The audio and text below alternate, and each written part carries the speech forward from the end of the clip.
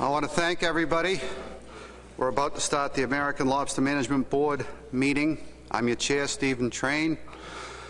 This is the first meeting of our annual meeting being hosted by the state of New York. Very gracious hosts. I want to thank them for having us here. It's nice to be here while the Red Sox are in Boston hosting the LA Dodgers.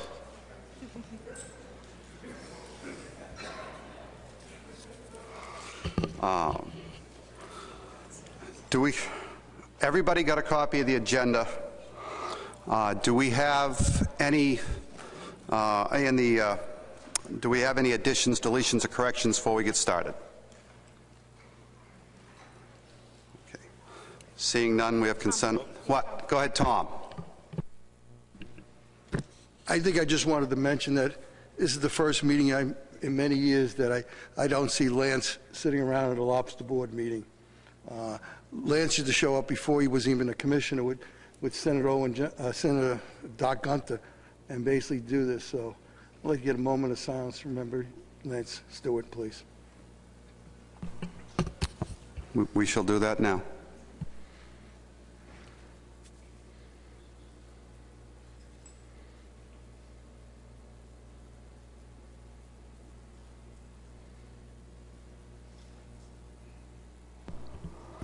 Thank you for that, Tom.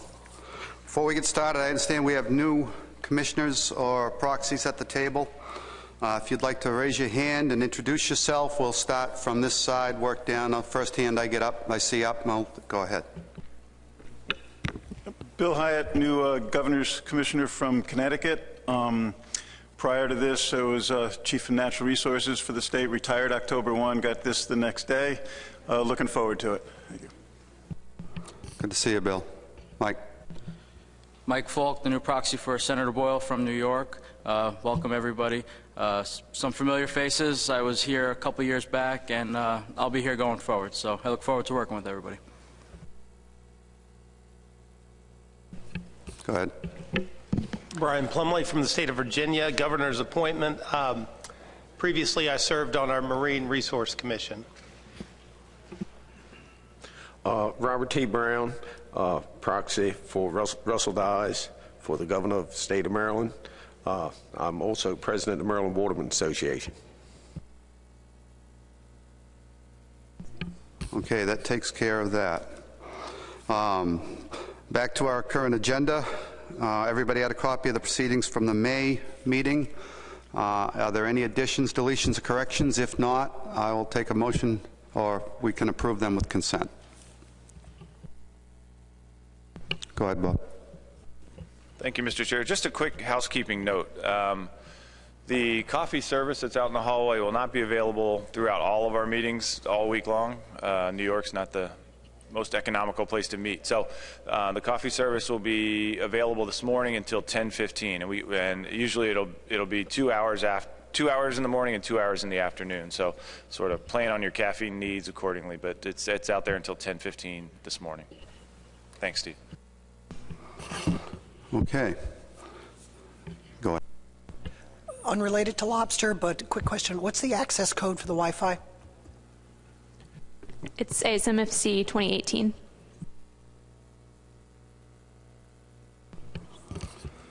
Okay. The next item on the agenda is public comment. After public comment, we have none written down. If anyone would like to speak, I'll take them in a second. We do have a lengthy agenda. I'm going to do my best to follow our normal policy and allow you to speak only twice on an item, get what you want to say in, and we're going to move on. If it's been said already, please just say I agree or I don't agree. If you don't agree, explain why. Thank you. Public comment. Is there anyone that didn't sign up that would like to speak?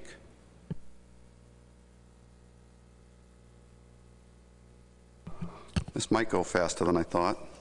I doubt it. Item number 4, discuss protocol for identifying bait sources. Commissioner Kelleher and Megan Ware. Who would like to open? Which one of you? Go ahead, Pat. Thank you, Mr. Chairman. Megan, you have the slideshow ready to go. So as we all know, The Atlantic herring quotas have been cut drastically by the New England Fisheries Management Council. Back of the envelope would suggest that we're going to have, in the state of Maine, roughly a 50 million pound bait deficit going into next year's lobster season. The state of Maine has been very proactive in regards to bait safety, and I wanted to just take this moment to inform the board of what Maine is doing to ensure that we protect the health of the Gulf of Maine. Bait was being imported domestically and abroad, bringing with it the risk of viral agents. After the industry brought a lot of these concerns to our attention, we started meeting with folks from the industry and from bait dealers, as well as folks from the University of Maine, to determine if there was anything that we might be able to possibly do about bait safety within the Gulf of Maine. The overall consensus was left unchecked. Imported bait was a vector that could endanger the lobster resource and/or Maine's other wild and farmed resources. Next slide. In 2012, DMR passed legislation giving the commissioner authority to create approved and prohibited lists of freshwater and marine baits. In 2013, we adopted rules associated with that new statute. In Maine, it is unlawful to sell a bait that has not been reviewed or was on the prohibited list. And then following a second law change in 2017, it became unlawful to use such baits. Next slide. Following an RFP where we awarded the Kennebec River Bioscience a contract, we conducted a qualitative and quantitative data-driven risk analysis to provide the results to DMR. This was back in 2015. DMR then engaged the USDA's epidemiologist working in Maine in the design of a risk evaluation process. Since the initial review, DMR has used a committee of governmental, university, and private industry folks to conduct risk assessments and to provide recommendations to me as the commissioner. Next slide. The prospective bait sources are assessed in regards to their risk for introduction of pathogens using a multi-point assessment process, after which a recommendation to me is then made. I want to point out that we're not doing testing. We're just going through and doing a literature review of the bait and from the area that it's coming from. The risk factors are utilized in the current assessment model include climate match, species susceptibility, presence of susceptible species or hosts, the pathogen status, resource proximity, and migratory connectivity to the Gulf of Maine, and then bait treatment. Our existing process is challenging, but it's better than the alternative, which is introducing one of these vectors into the Gulf of Maine. The review request comes from many sources. DMR has little ability to evaluate the feasibility or the likelihood that it will be of interest to the fishery. An example of that, the department can devote a lot of time to a bait that the industry might not even want to use. So we have to weigh that in the process as well. This is a significant time commitment to research, often obscure species, and accessible information is often limited. You have a species that comes from a third world country where there is absolutely no data. What we do in that case is just put it on the prohibited list if we can't find any information. The review committee is mainly composed of non-DMR and non-state employees who are providing the risk evaluation as a courtesy. So that's another shortcoming, because we do have times when it's very tired to put the right folks together in the room. Next slide. So I'm going to take over here and talk about some of the ways that the board could move forward with this discussion if that is the interest of this board. So one option for the board to consider is developing a resolution. And a resolution is an agreement by the board outlining a policy statement It can provide a recommended action for the states to enact, but this would not be a compliance criteria, so it doesn't bind all of the states to do this.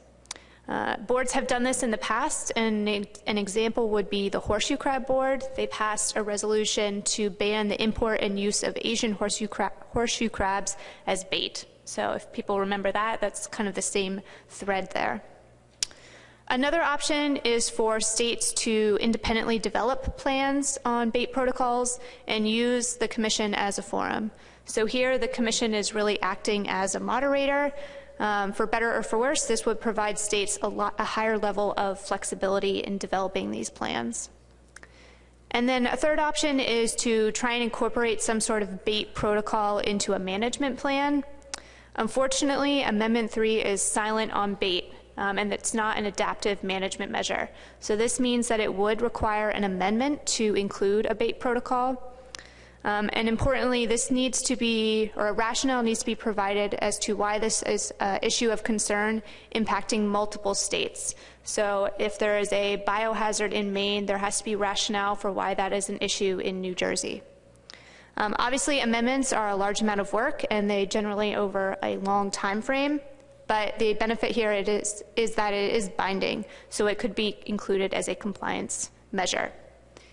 And with that, Pat and I will take any questions. Go ahead, Pat. I just want to make it clear to the board.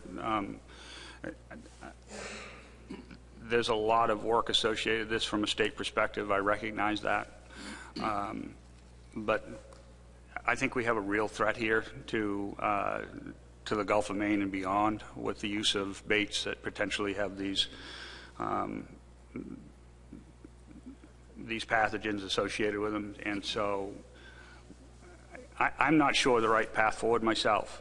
And I wanted to start this conversation here today because I can tell you for a fact that when we reject a load of bait in the state of Maine, they bring it to New Hampshire, they bring it to Massachusetts, they bring it to Canada. So Maine is in the position now of going into this bait deficit, of being disadvantaged. So I've already got a lot of pressure on me back home to rescind our rules to try to find a way forward. And I don't think that's the right path forward. So thank you, Mr. Chairman. Thank you, Pat. Richie White. Thank you, Mr. Chair. And thanks, Pat, for bringing this up. It clearly is going to be, is going to be a large issue. Looking at this quickly, I guess I would be very skeptical on thinking that all the various states are going to implement this. And I think the only way that we're going to get some control over this is to start an amendment. And I think the amendment could be flexible enough or create measures that are flexible enough so that we can react to changing conditions so it doesn't box us in too much. So that would be I would certainly support going forward with that. Thank you. Thank you, Richie. Dan. Yeah, to follow up on Richie's comment, I have a question for Megan. How successful was the resolution on Asian horseshoe crabs? Did all the states adopt that? I know we did in Massachusetts. I believe that most of them did, but we could turn around and ask the states at the table here to see if anybody did not adopt the resolution or the ban. It was a resolution. It was just a resolution, and I believe most states went home and adopted it. So to follow up, so New York did not. Oh. Well, respecting all the work that Pat and his team have done, it would be a really light lift for us in New Hampshire to adopt that, at least cover the Gulf of Maine states. And so I'd prefer the resolution approach, because I think, and maybe just through peer pressure here among the commission, we can get that done. Thank you, Dan. Doug, and then Eric. no matter which direction we go, I would like to get a little bit more information from your state or organization that's doing this as to what are the viruses and diseases that can be brought in by these baits, and what is the vector that gets them into lobsters and other species? Is it just through the water? It would be very helpful, and I'm not going to ask you to give it to me right now because I'm sure that's not a detail you have, but I'd really be interested in hearing what those things are, so thank you.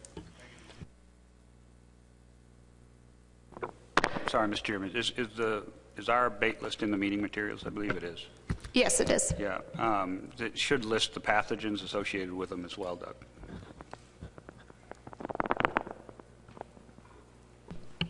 You done, Doug?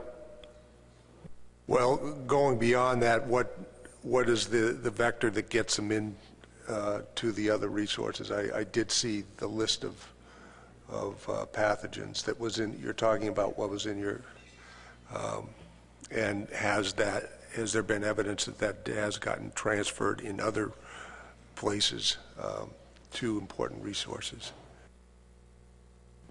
We can go ahead, Eric. Yeah, thank you, Mr. Chairman. I was going to ask if there was a list. Apparently, I missed that page, so I appreciate that. Yeah, it is a concern, and actually, there's a lot of rules in the states already. You can't send river herring to Vermont without them being treated, and you can't send sea herring to Minnesota without them being brined for 60 days in some ungodly amount of salt.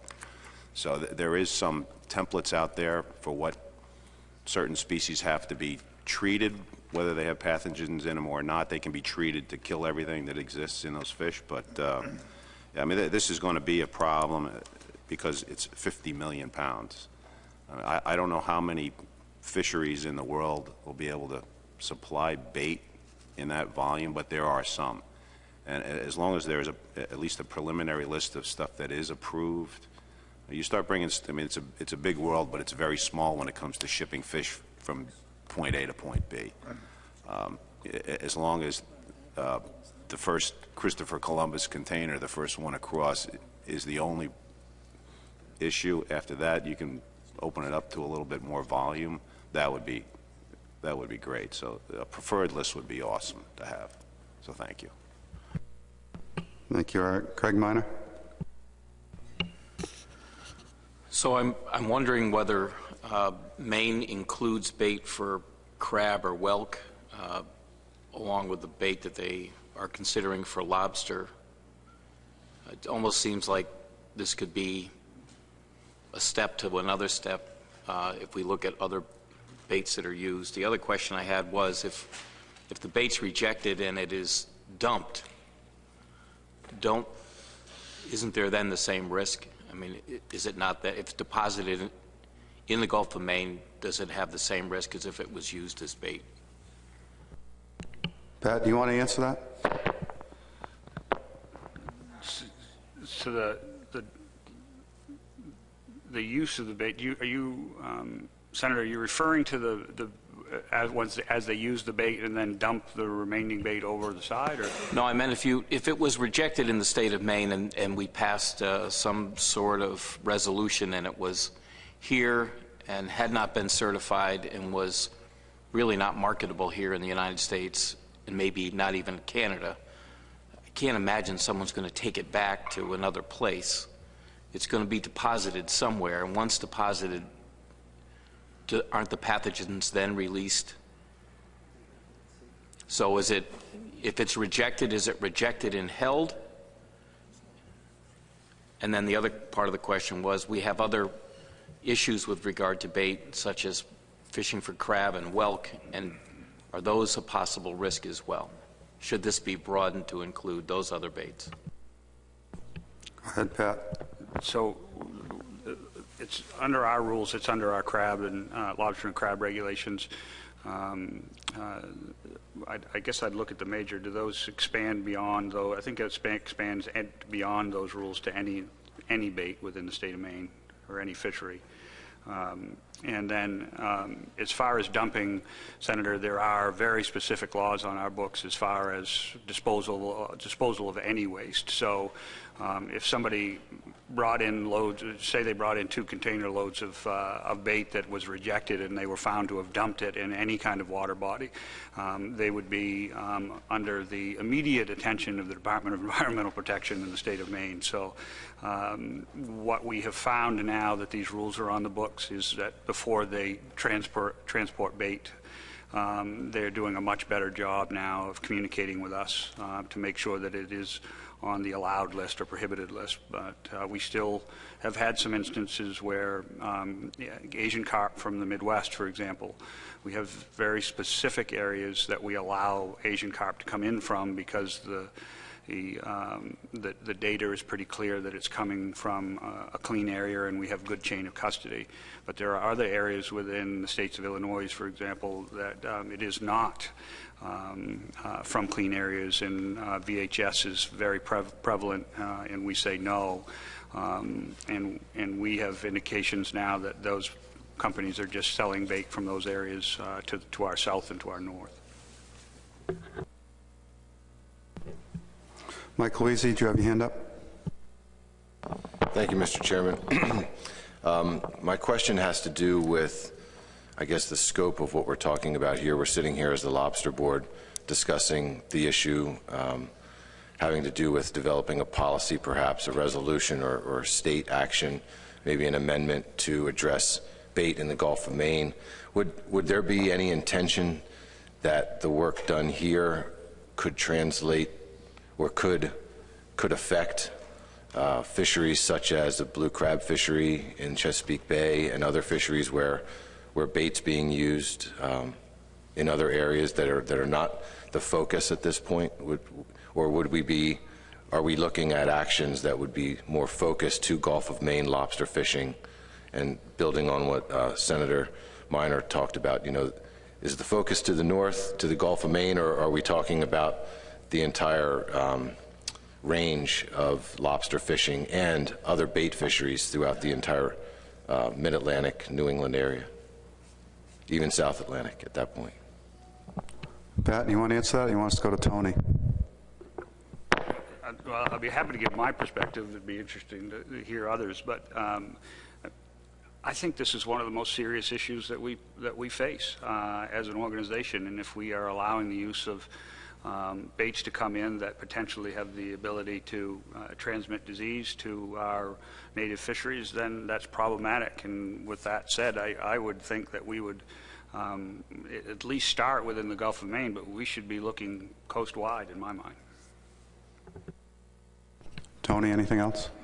In terms of the scope of the fisheries, it depends on what the board does, but the commission would only be able to regulate species that it manages. So lobster, crab, maybe sea bass, horseshoe crab, horseshoe crab, and we don't have all of the pot fisheries, so slime eels, red crab, blue crab, those would not be under the ASMSC jurisdiction, so that would not work there. This would be in, if you did an amendment, that would be in the commission's lobster crab plan. We would have to add this to the other species plans to impact in that way. I don't think we could do an overarching bait amendment. So we would have to stick with changes species by species. Thank you, Tony. Dave Borden?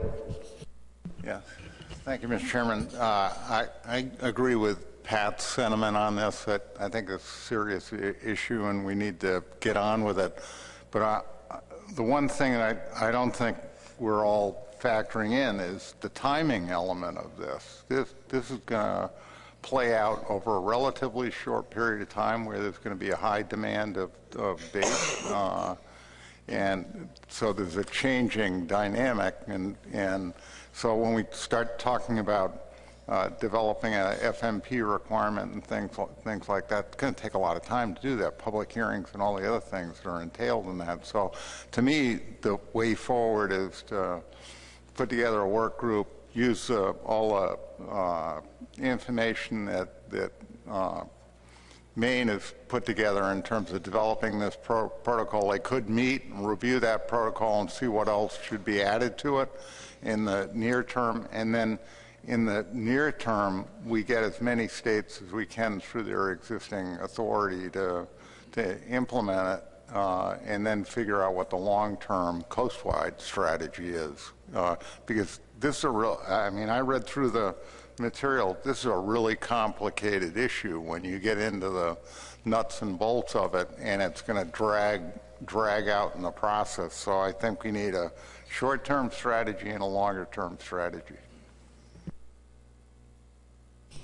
Thank you, David. Dennis Abbott and then Tom Foti. I haven't got anyone else on my list right now. Thank you, Mr. Chair. I think I was going to say in simpler terms what Dave Borden just said. Dan McKiernan was more or less in favor of a resolution, and Richie would favor an amendment. I think the short-term solution might be to have a resolution in the short term and sit down and start working, outlining an amendment to approach this problem.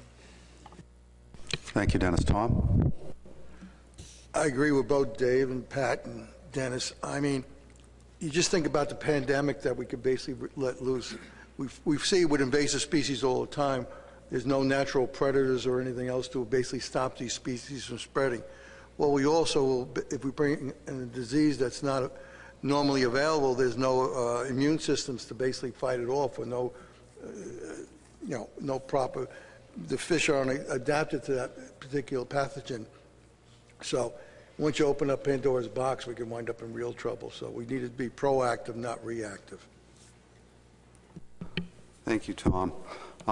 Seeing no other hands, this is a possible action item. I would entertain a motion of some sort if someone's willing. Pat?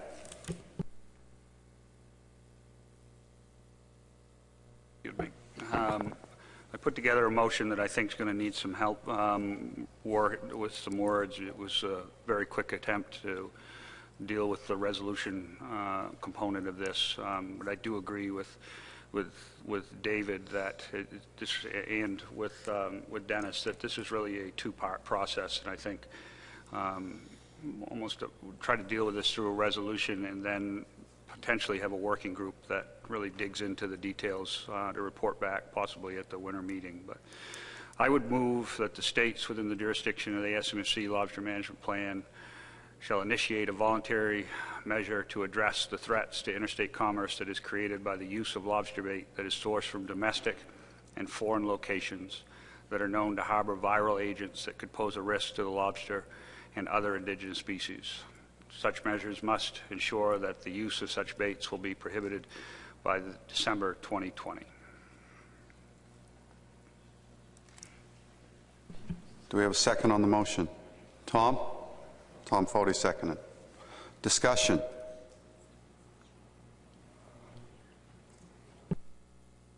Shut it off. Go ahead. Where does this motion fall in the range of alternatives staff presented to us as potential actions? It's clearly not an amendment. I'm not sure it's a resolution. And if states are doing things voluntarily, what exactly does this motion constrain them to or require them to do if they're not prohibited by December of 2020? Well, now I see it just became a resolution. So, guess that answers that question. Thank you. Accept that friendly amendment. Thank you, Adam. You're pretty good at holding us to the fire on what we're supposed to be doing on procedure. Anybody else with comments or questions? Go ahead. Thank you, Mr. Chair. I just had a question. I support the idea of a working group, but also curious where law enforcement comes in on this. Pat, you explained that a lot of work went into, the lit reviews and the considerations, but I saw a lot of exotic species on that list, and I'm just curious on how that's going to be handled. So thanks for that question, Joe. I think that's an important one. because this is on a prohibited list, we have a prohibited and allowed list. When Marine Patrol goes in and does inspections of bait dealerships in Maine and they see a species, they can then cross-reference the list that's referenced in rule. We've had several occasions where bait being brought in from out of state. In fact, I was in the major's office when an officer called him from the road who had just stopped a truck on the highway who had a load of Asian carp. And we were able to then look at that, look at the bill of lading, could see the chain of custody and that it came from the proper areas and who was importing it. So then we knew that that was actually illegal bait. So from an enforcement standpoint, I think what we have on the ground in the state of Maine is working for us. And because it's associated with rules, there's penalties associated with it. Is that you satisfied? Maureen, next. Thank you, Mr. Chair. Pat, I wanted to ask, why did you limit it only to viral agents? There are also bacterial agents that might also pose a threat to lobsters, as well as attached organisms that might be, parasitics that might be attached to the animals that we would be bringing into the harbor. Pat? Yeah, Maureen, I thank you for that. This was, as I said, this was a quick attempt to kind of pull this together. But I think the addition of bacterial and other parasitics, as well as potentially invasive, other invasive species associated with it, could be included. Eric? Yeah, thank you, Mr. Chairman. At the risk of opening up a giant can of worms, I don't know whether or not the FDA should be involved as well, because food can be used as bait just as easily, probably more easy because of what it is. But you want to put some horsepower, the FDA's would be somebody to involve as well.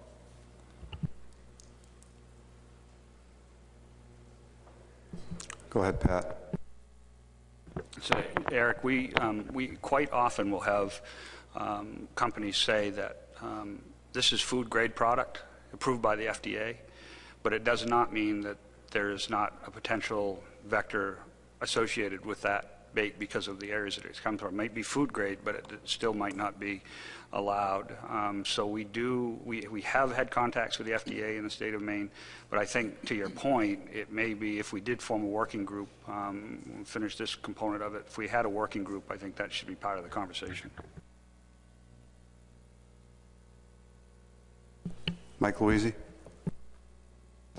Thank you, Mr. Chairman.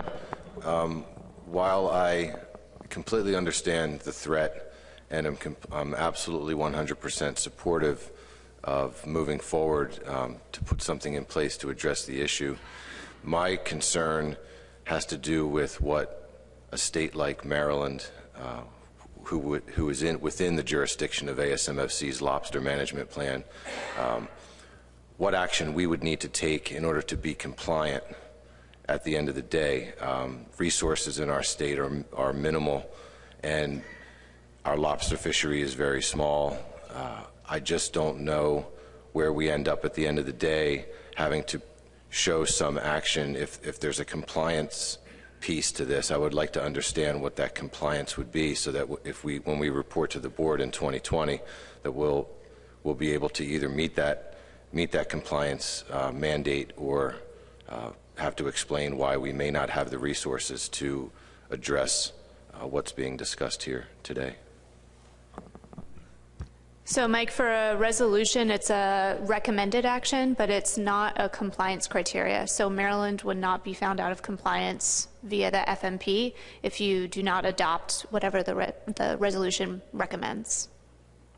Thank you. Tony, did you have something to add?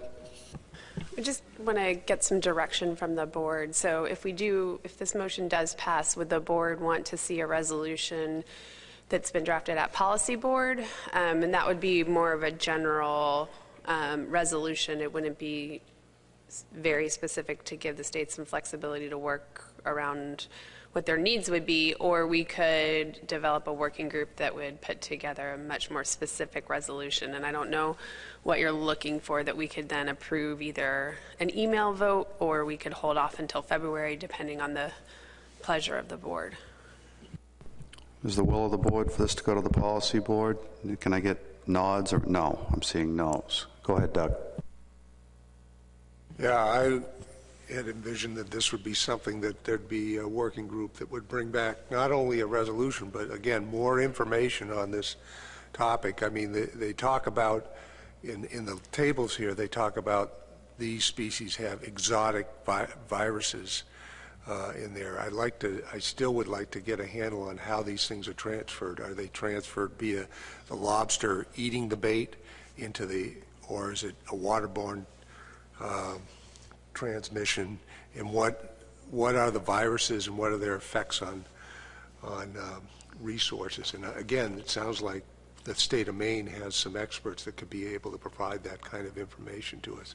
So my intent was, I was hoping that we would have something for the February meeting.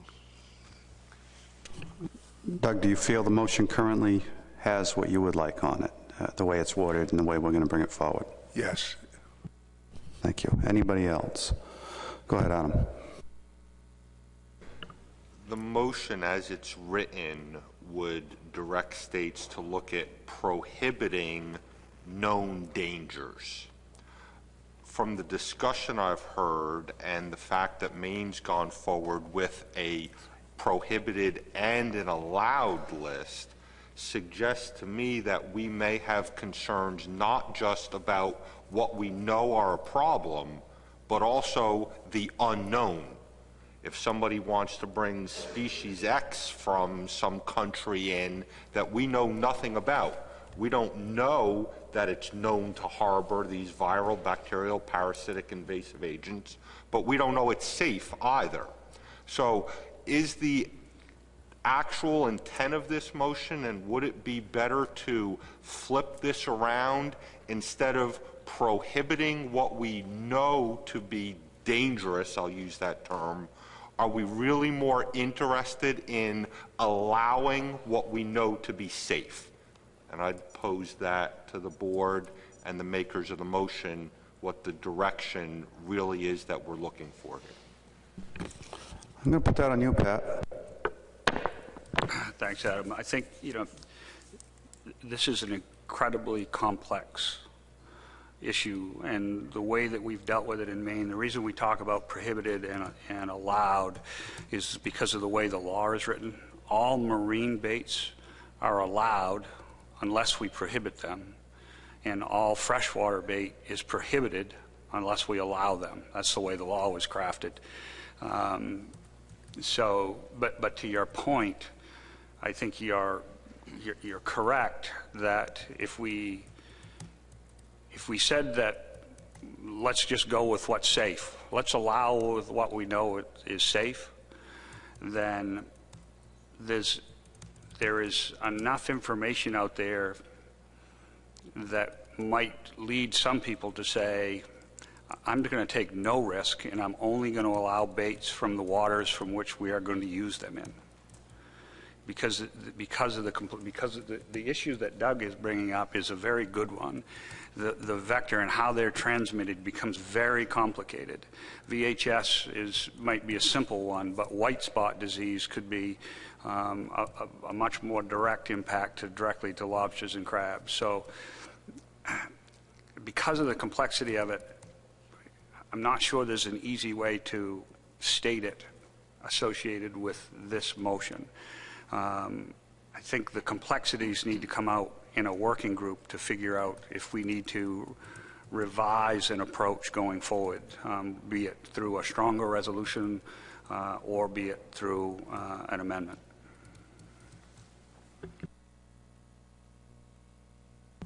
Anybody else? Go ahead. Thank you. So to build on what Pat's saying, I would just hope that the outcome of this process would be to create something like a working group that could create a set of criteria to guide states on how to handle applications for new bait species, because I think it would be easy enough to start with the list and the the good work that Maine has done for approved and non-approved species, but I think what we need to really be concerned about are those species that we're not even thinking about yet. We're likely to see some creative ideas on what to use for bait for lobster given the bait deficit. And if each state is operating independently and using its own decision-making process, we could end up with, you know, sort of piecemeal approvals across the board. Some states deciding a certain species is okay, others not. So I think one of the really useful things that could come out of this process is to create a working group that's going to sort of provide guidance to all the states on how to handle the decision-making process. Thank you, Justin. I have a question or suggestion, perhaps. If we currently have at least Maine, there may be some other states that are doing some sort of testing. While this is going on, should we somehow share the lists from the states that have approved or non-approved baits between them in case they want to work within themselves? And do we need to add this?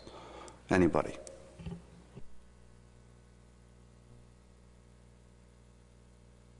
Go ahead, Richie White. Thank you, Mr. Chair. Not to what you just asked. I would think the key to this is to have the person bringing the bait in to prove that it's safe, as opposed to the states proving that it's not. So I think that the states, as Pat has said, are clearly not going to have the resources to test and research every single possible bait that could come from around the world. So I think it's up to them, and if they can't prove, if there's not sufficient evidence, then you wouldn't allow it.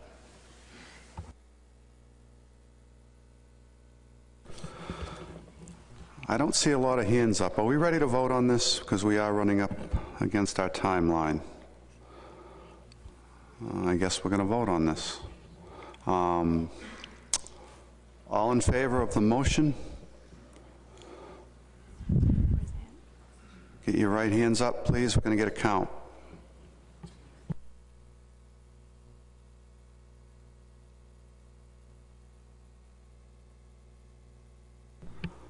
All opposed? Abstentions?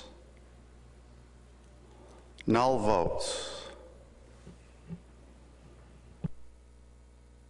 Motion carries 11 to nothing to nothing to nothing. Next item on our agenda. I'm sorry, what?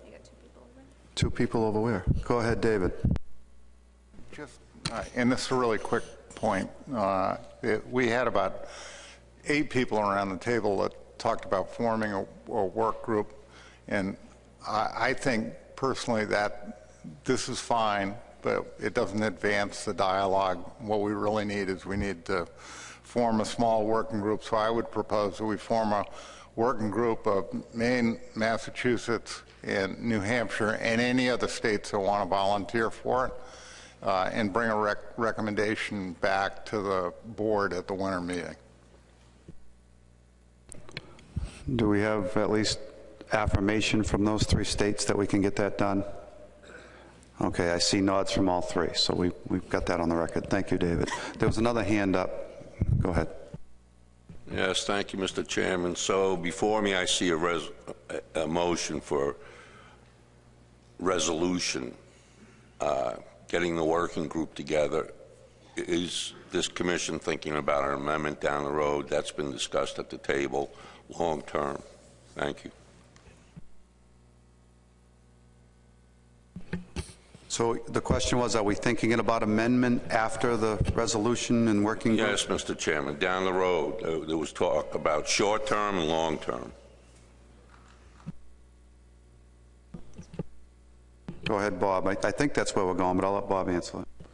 My interpretation of the conversation this morning was that's part of the output of the working group. You know, have them pull together a resolution in the short term, and then based on their, you know, the work that they did and the research that they did to develop the resolution, they should make a recommendation to the board whether an amendment's the best next long-term step or not. Thank you, Bob. Thank you, Mr. Chair. Seeing no more hands, we'll move on to the next item on the agenda. Approval of 2018 American Lobster and Jonah Crab FMP review and the state compliance reports. Megan is going to present. Thank you, Mr. Chairman. So we're going to start with the Lobster 2018 FMP review. First, we'll look at commercial landings. So as everyone knows, the lobster fishery has seen incredible expansion in landings over the last 40 years. In 2017, coastwide commercial landings were 137 million pounds, which is a decrease from the record high of 159 million pounds in 2016. The largest contributors to the 2017 fishery were Maine, which is the orange line on the graph, at 82%, and Massachusetts, which is the gray line on the graph, with 12%. The ex-vessel value for lobster landings in 2017 was just over $565 million. Moving on to our monitoring requirements, I'm going to start with the trawl surveys. So I have the Maine, New Hampshire trawl survey on the left, and then since we're in New York, I put up the Long Island Sound trawl survey. For Maine and New Hampshire, the spring survey abundance indices are on the top, and they did decrease in 2017, but are still well above the time series mean. Same for the fall survey, those abundance indices also decreased in 2017. For the Long Island Sound survey, there have been considerable declines in both the spring and the fall survey indices over time. Spring 2017 lobster abundance index was the lowest in the time series and similar to the 2013 to 2016 indices. And then for the fall, both 2016 and 2017 index values ranked lowest in the time series. Next, we have the ventless trap surveys. So on the left here is the Maine ventless trap survey, and then on the right is the Massachusetts ventless trap survey, but just the Gulf of Maine portion. For Maine, there was a slight decrease in the number of sublegal lobsters and legal lobsters caught in 2017 compared to 2016. And then in the Gulf of Maine for Massachusetts, the mean CPUE of sublegal lobsters, which is the top line on that right-hand graph, was slightly lower in 2017 than both 2015 and 2016. That bottom line is the mean catch per trap of legal-sized lobsters, and in 2017 that was just above the time series average.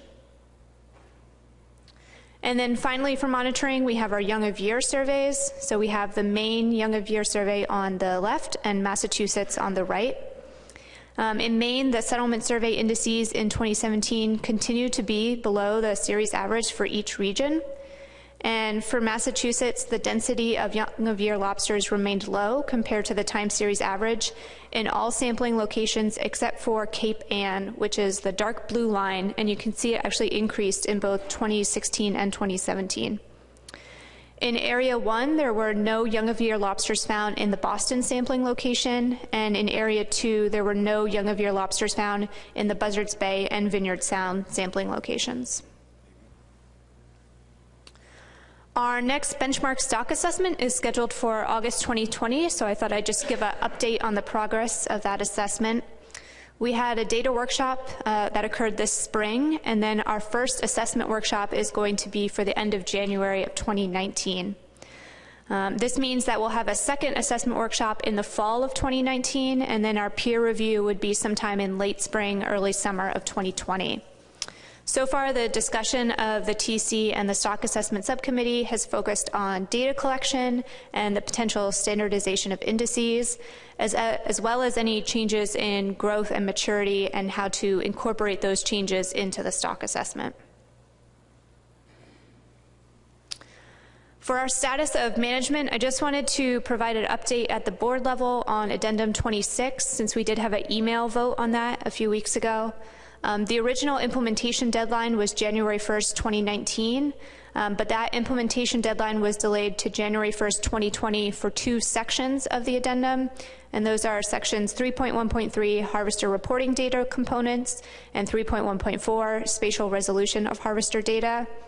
This was due to concerns from states about the ability to meet the implementation deadline. And I do want to be clear that this does not delay the implementation of other components of the addendum, so it still means that the fishery independent and dependent provisions will be implemented in 2019, and the start of the 5-year timeline for 100% harvester reporting is not delayed. Looking at state compliance, we had 2 states which did not conduct any sea sampling, and that was Rhode Island and Connecticut. However, both states did note both staffing and budget constraints, and otherwise the states are in compliance with the fishery management program. For de minimis, it's defined as commercial landings in the 2 most recent years of data, which do not exceed an average of 40,000 pounds. We had requests from Delaware, Maryland, and Virginia, and all 3 states qualify. And then just to wrap up some of the PRT recommendations that were discussed on our call, the PRT does recommend the board approve de minimis requests. We did talk about expected changes in bait availability and that the board consider bait sources, which it sounds like this board is going to do. The PRT recommended research is conducted on lobster growth, maturity, and connectivity. The PRT recommended coastwide consideration be given to the transfer of tags between traps to eliminate the issuance of exchange tags. And then finally, the PRT recommended the board investigate the best way to quantify effort in the lobster fishery. And with that, I will take any questions. The questions for Megan? Must have been a heck of a presentation. Are there comments to Megan? Go ahead, David. Not to put this off on the side, but I'm just curious, the PRT recommendations on data collection, how does that link up with what NOAA is doing relative to the data collection program? Megan, do you know what where, or maybe Pete Burns or someone from NOAA can comment on that? In other words, there are comments on improving data collection in various components of both lobster and Jonah crab, and how does that link up with what's going on in the federal process? Do you mean sea sampling requirements and observer data, or? Yeah. I would have to maybe toss that to the federal partners over there. In the interest of time, Mr. Chairman, let me talk to Pete Burns during a break. Okay, Dan, you have something? Yeah, I'll be quick. I think I can help David out here. One of the challenges we had in looking at the southern New England fishery performance relative to the effects of trap reductions is to see if the number of traps was reduced or the number of trap hauls changed. And one of the findings was it appeared that in some cases the number of trap hauls increased to shorter soaks, with shorter soaks. So we felt that it was necessary to try to tease out the effort data for vessels that are clearly targeting Jonah crabs and might be on a shorter soak, and try to come forward to explain the performance of the trap fishing in southern New England, that we weren't necessarily circumventing the objectives of the management plan to reduce effort on lobsters, where it appeared that there was more effort by more trap hauls. So I think that's what we're talking about here. Go ahead, David. Just for everyone's edification, since I work for the offshore industry, the ideal soak time for Jonah crabs is about 2 days.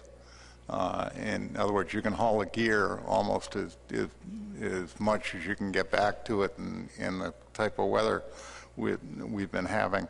So if you commingle and don't have a way to separate that type of information in the data, then it confuses all the calculations you make from the data. So Dan's point and the PRT's point is correct. I'm just wondering how we do that, how we separate that. And I'll talk to Pete Burns directly. I don't want to shut you out, Peter, if you had something to say. If not, we can let you guys have that side conversation. I'll just say, thank you, Mr. Chairman. I'll just respond and say that, we're looking at very strongly at the recommendations that Addendum 26 provides, and we're ready to move forward on addressing the harvester reporting requirements. Some of the other requirements I think are going to need a little bit more time for us to work with the Commission to develop those. So, but I'm happy to speak with David and answer any specific questions he may have. Thank you. Anything else?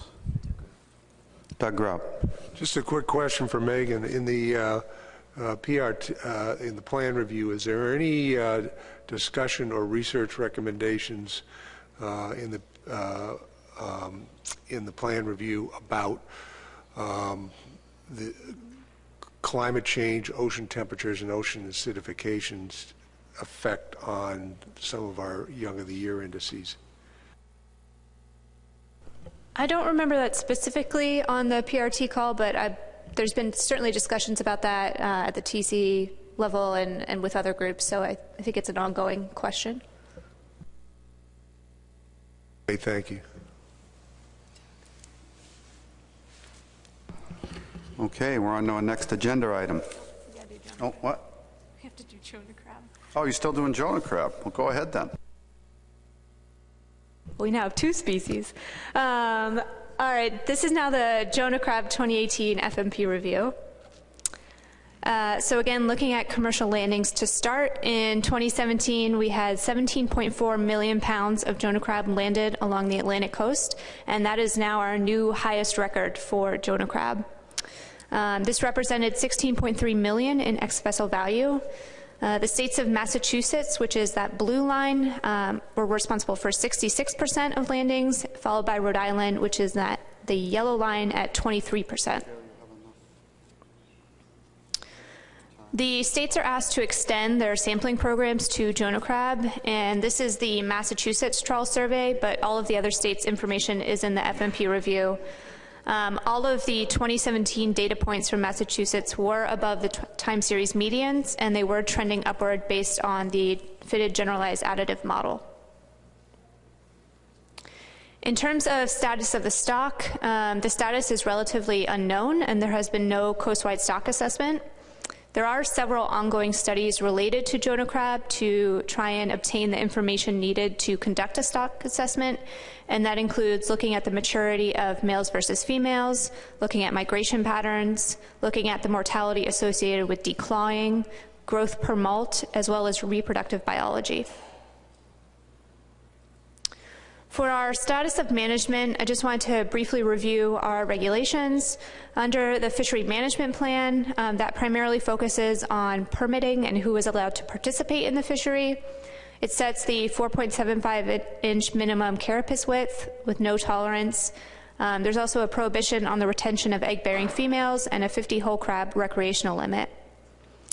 Then in Addendum 1, there's a 1,000 crab bycatch limit, followed by Addendum 2, which is a coastwide standard for claw harvest, and then Addendum 3, which was the reporting addendum with lobster.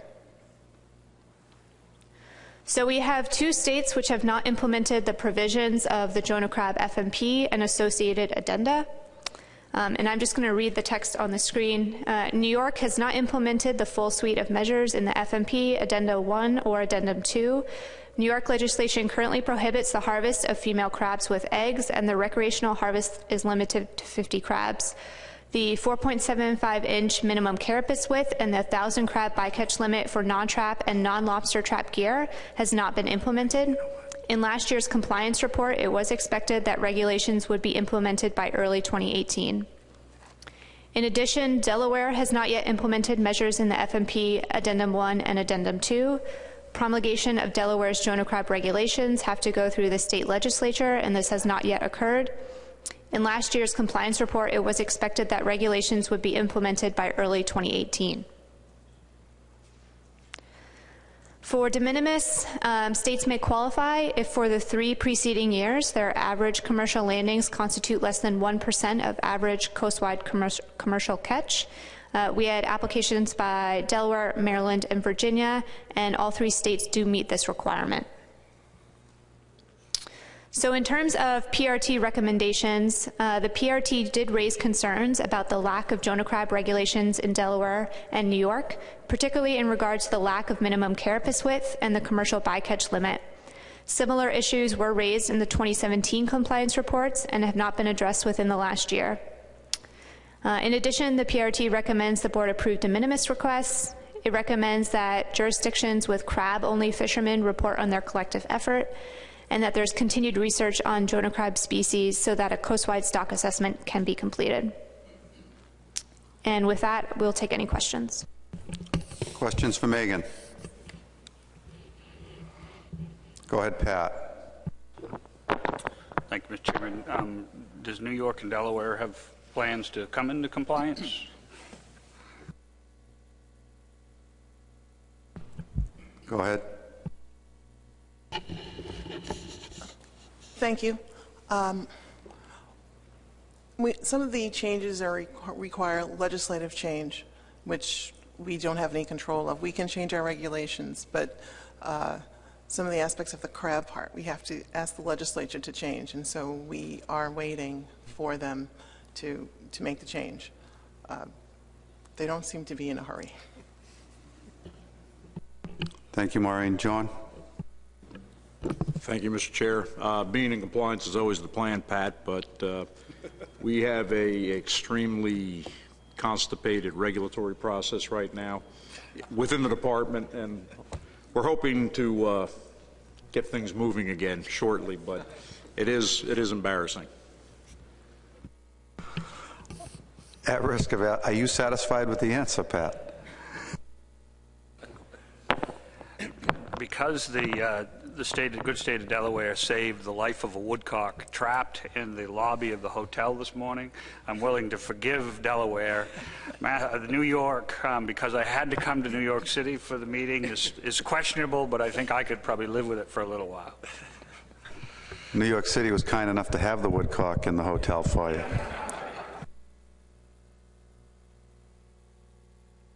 Anything else on this topic, not woodcocks? Okay. Doug, what? Doug? Just a clarification for the state of New York. Have you requested the legislation, asked for a senator or a representative to put that kind of legislation in place? We have a means of introducing legislation through the Department of Environmental Conservation. And so we prepared a package and we have sent it forward, but it has not been picked up. Let us know if you need an out-of-compliance recommendation to move it forward, okay? Dan? Should we make a motion to postpone until February any consideration of a non-compliance finding?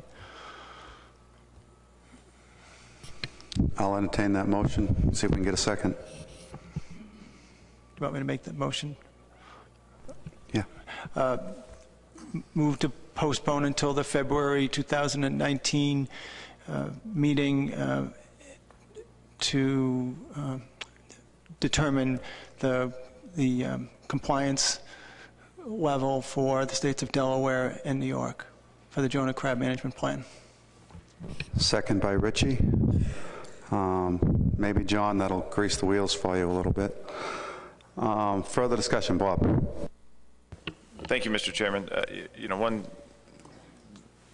Going down this road is consistent with how the board, the Menhaden board, handled the situation in Virginia, allowing the legislature a little bit more time to take action. So, but the one thing that happened in the Menhaden situation, and sorry to bring up Menhaden, we thought we'd make it through a meeting without that, was that in the interim, the commission sent a letter to the affected state, sort of, notifying them that the commission is monitoring compliance and requesting that the state come back into compliance by implementing the requirements of the FMP. So, it doesn't say directly in the motion here, but it may be, for consistency, it may be good to send a letter to Delaware and New York, letting them know that this motion is out there and the commission's monitoring compliance.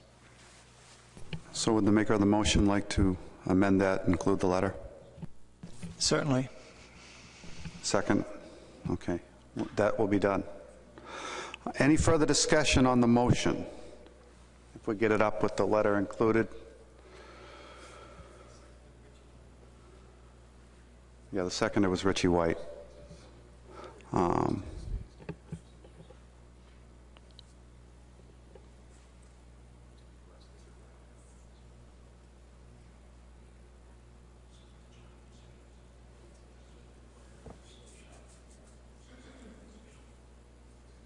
Second by Richie.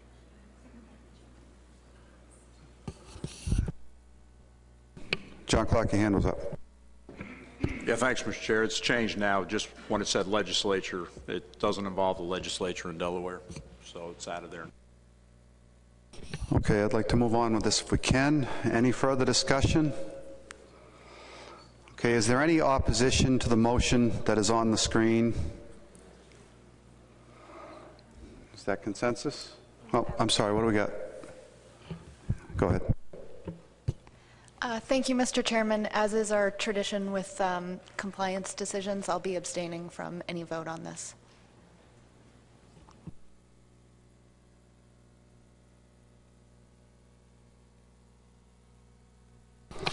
To make this clear, we're going to, all in favor of the motion, please raise your right hand.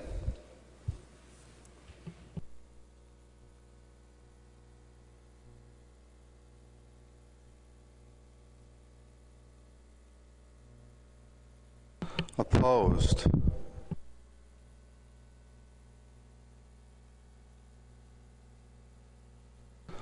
We have abstentions. Null votes.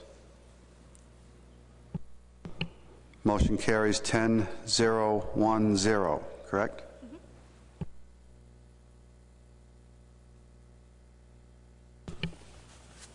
Next item on the agenda. Review NOAA Technical Memorandum on North Atlantic right whale status and recovery challenges. I'll give you guys a heads up. At the end of this item, I'm going to take a little biologic break for everybody. I've got hands up. Just a second. Go ahead, Tony. We just need to approve the FMP reviews and the de minimis status. Did we? We didn't do that. Can we get a motion to approve the FMPs that were presented? Got one from Tom Fody and second. We also need to do the lobster plans as well. I don't think we voted on that. You can do them together if we, as long as we include those de minimis I'm going to do the requests FMPs as well. plural.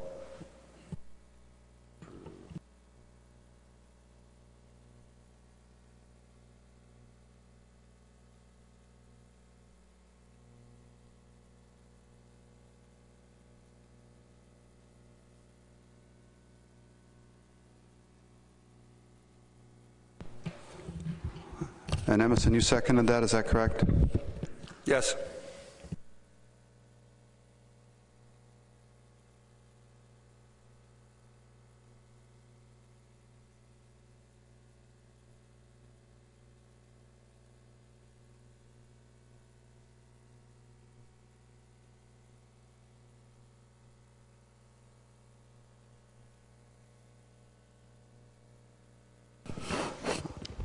Richie, you have discussion? Thank you, Mr. Chair. Wouldn't this need to take out Delaware and New York? Because we've already passed a motion delaying that until February, I believe. Bob?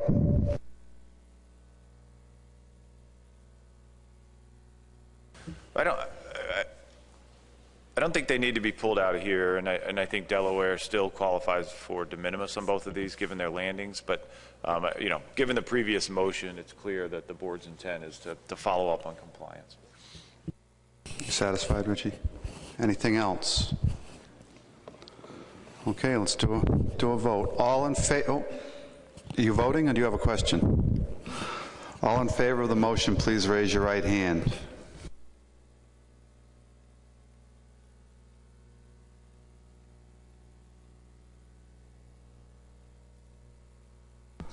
Opposed? I have no opposition. Abstentions? Null votes? Motion carries 11-0-0-0. Before I say next item on the agenda, are we forgetting anything? Next item on the agenda, which I've already presented, and I will call for a break after this because we have still a long morning.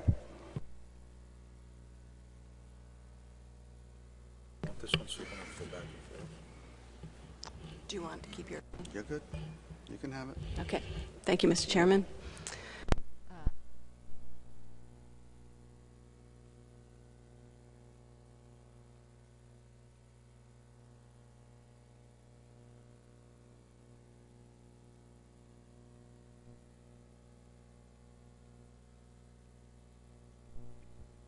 lot.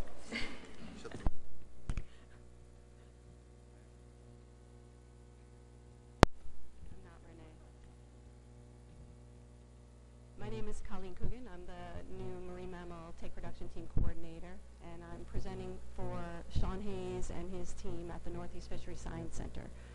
They prepared this tech memo really at our request, at the Greater Atlantic Regional Office's request, to make sure that we had a summary of the latest information on the status of right whales for our October Take Reduction Team meeting, which we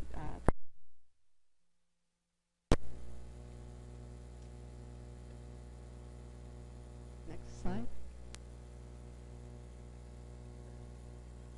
A lot of people have heard about the dramatic mortalities, primarily in Canada, in 2017. But also in 2017, a paper was published showing that right whale decline began in about 2010.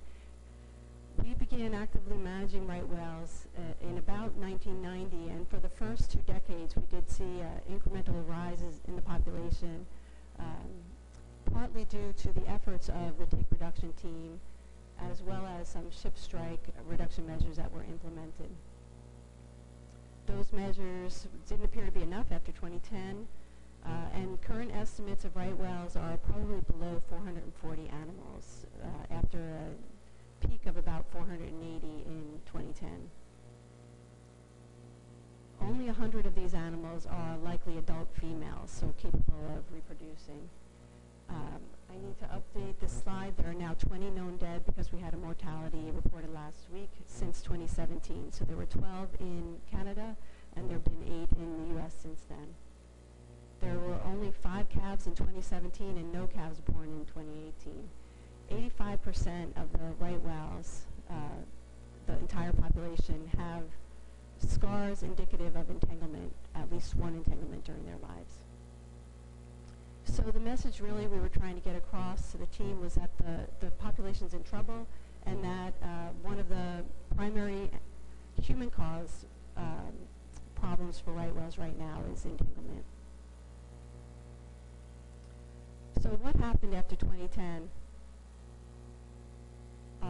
One clear problem for them is the ecosystem shift. As a lot of you know, the Gulf of Maine is rising, temperatures are rising faster than 99% of the world's oceans. We believe there are also fishery behavioral changes based in part on anecdotal information about things like gear getting stronger and lobster and fisheries moving offshore. And we know there's been a whale behavioral change as well.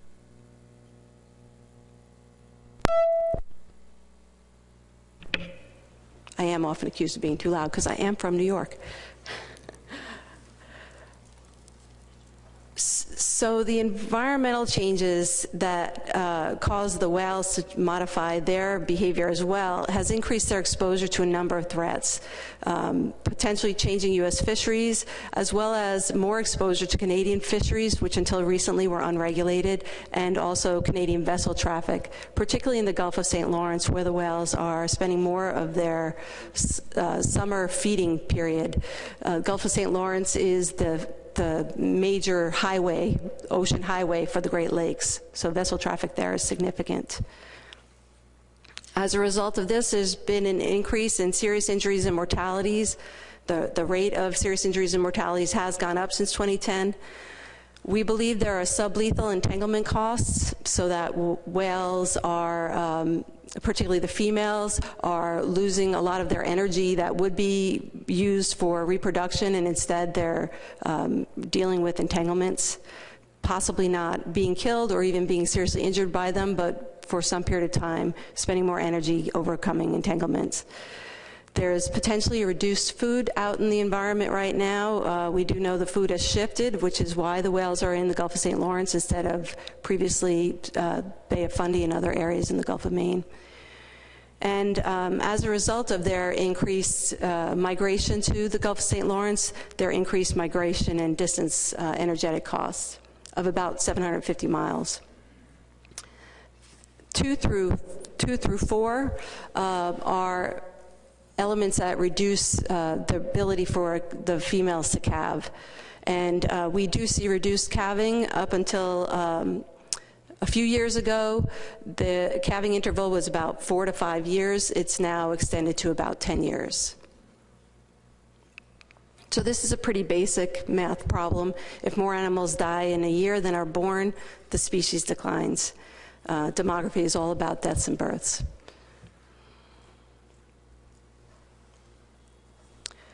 When looking at the sources of serious injury or mortality, what we're showing on this graph, the top blue line is the right whale population numbers. The black line is the entanglement per capita serious injury and mortality that has been documented. And the red dotted line is the ship strike serious injury and mortality that has been documented. These are both considered to be minimal numbers because this is what's documented, what we actually observe. So the rate of ship strikes appears to have stayed somewhat stable about 3% a year.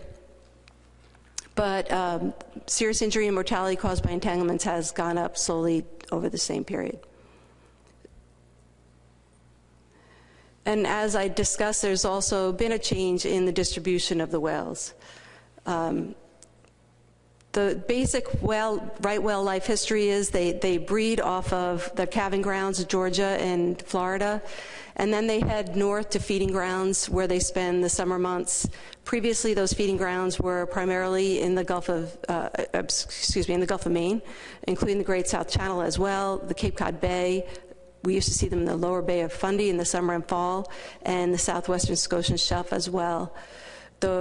For the females, they spend a year of pregnancy, they spend a year of lactation, raising their young, and then about 2 years to rebuild those resources.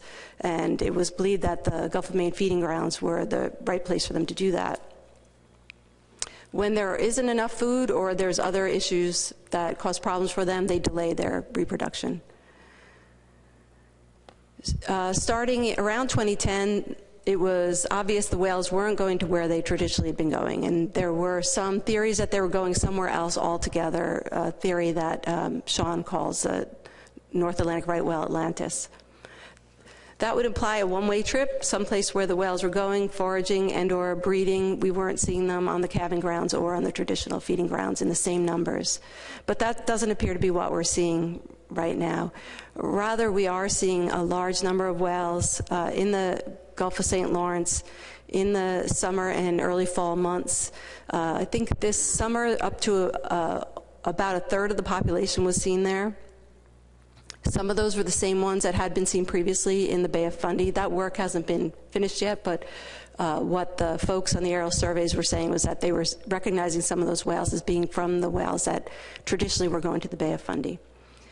So that, again, is an additional 750-mile migration, taking more resources from the whales. Additionally, we know that over the period that lobstering has been occurring, ropes have gotten stronger, and of course, fishermen are going to use stronger ropes. It's safer, and if the gear is going offshore in areas of high tides or high currents, the stronger rope is safer for the fishermen and also allows them to retain their catch. But with these stronger ropes, there appears to be a linear or a very similar increase in the severity of the injuries and the mortalities that are seen. And we're seeing entanglements everywhere. This is not intended to show anything except that in the 10% of the times that we know where the whales picked up the gear, we're seeing that entanglements can occur anywhere. It can occur near shore, it can occur far offshore. We've seen the whales taken in the Gulf of St. Lawrence, as well as out near the Hague Line and in nearshore waters. Again, this is about 10% of all entanglements observed. We've seen about 111 right whale entanglements where we've actually documented gear on the whales since 1997, and this represents, I think, 12 entanglement events. Just to say that the whales are picking up the gear where the gear is. There's no one place where whales are vulnerable to the gear. So Sean likens this to a lottery in a bad way.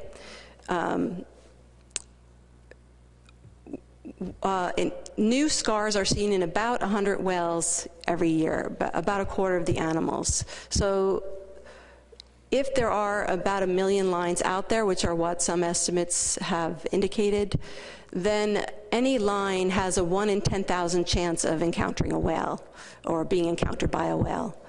So the actual chance of any fisherman catching a whale is very low. However, for the whale, they have a 1 in 4 chance of encountering a line that causes an entanglement and at least a new scar.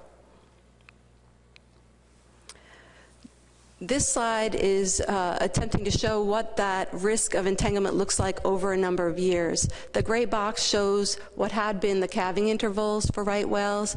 They were calving every 4 to 5 years, and in any of those years they had maybe a 25% chance of encountering a line, but over those 4 years that probability increased. Now the interval has been extended to 10 years. So females have about a 5% chance of not encountering a line in that 10-year period. And again, any of those entanglements that are severe or carried by the whale for some period of time takes energy from the whale, from especially the females, that takes away from breeding. So Peter Corcoran has recently published a paper, or it's at least in press right now, on what recovery could look like for the right whale population by comparing the North Atlantic right whale to the right whales in the southern hemisphere. If right whales haven't aged long enough to die, these whales can probably get to be over 100 years old. If they're living in an area where there's no ship strike or entanglement, if there's enough food for them to be fat and happy, and if calving rates approached 5 to 7% and hundreds were born a year, the growth curves would look something like this, as they do in the southern hemisphere. The lower red line is the North Atlantic right whale's growth curve, the number of calves per year, actually.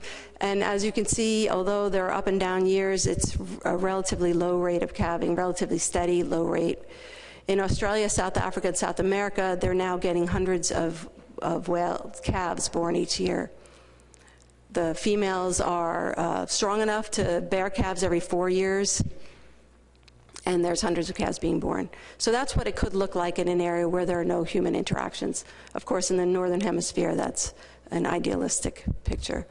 But in the southern hemisphere, there aren't any ship strikes, there aren't entanglements. They're calving every 4 years. There's no mortality in adult whales. These are advancing on the slide. And that's not to say that the whales are immortal, but it is just that these whales get to be very long-lived, and we haven't been observing them long enough to see them dying of old age. Whereas in the North Atlantic right whale, the average death of adult female is at age 35. They don't begin calving before 10 years of age. And there is a sex bias in the mortality. This is true for a lot of mammal species, but the females are more vulnerable to mortality sources that are related to energetics, right? It's harder for females. They have to do a lot more work to reproduce. And we're seeing that with the right whale, so that there are, again, only about 100 adult females right now alive in a population of about 440. Peter Corcoran ran a model projecting what the population would look like if the rate of mortality observed prior to the 2017 event continued. And this also assumed an calving rate of every 4 years. So this is actually an optimistic projection. If the decline continues the way it is now, within 12 years, we'll be down to the population level we saw in 1990. So the 20 years of increase in the population will be erased within 12 years.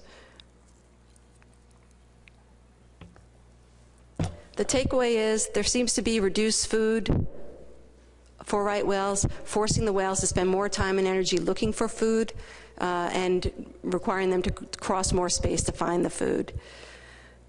The whales are encountering more mortality sources, both fishing lines as well as in the Gulf of St. Lawrence shipping traffic. There also may be a behavioral shift in the fisheries as well, so that we might be increasing the rate of interaction with the whales as well as the severity of that interaction. In the tech memo, this third hypothesis was stated rather strongly and not as a hypothesis. That is an error that I was asked to point out as well. If you want to take a look at the paper yourself, it's available online, and you can contact Sean Hayes or Mike Asaro to ask them more questions, although I'm sure you have some for me now as well. Thank you. Do we have questions for Colleen? Pat Kelleher.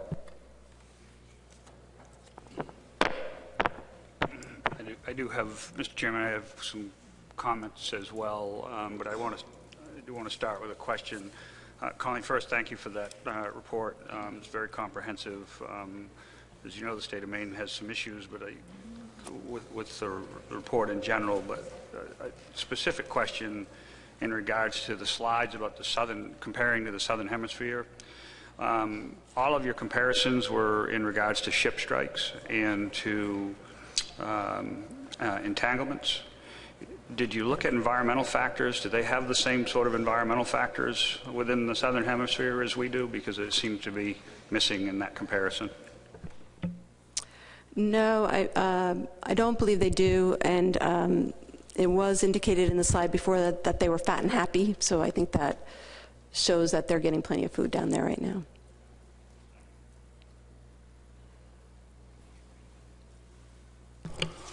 Richie White and then Eric Reed. Thank you, Mr. Chairman. Kind of following up on Pat's line of thinking,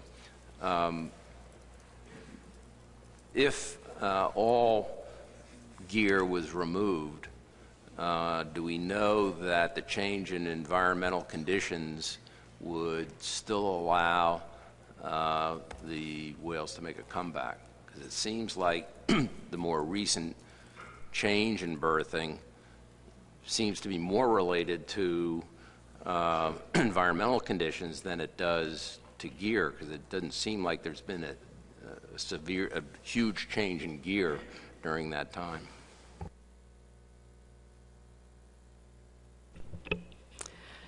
There is probably a cumulative impact occurring, of course.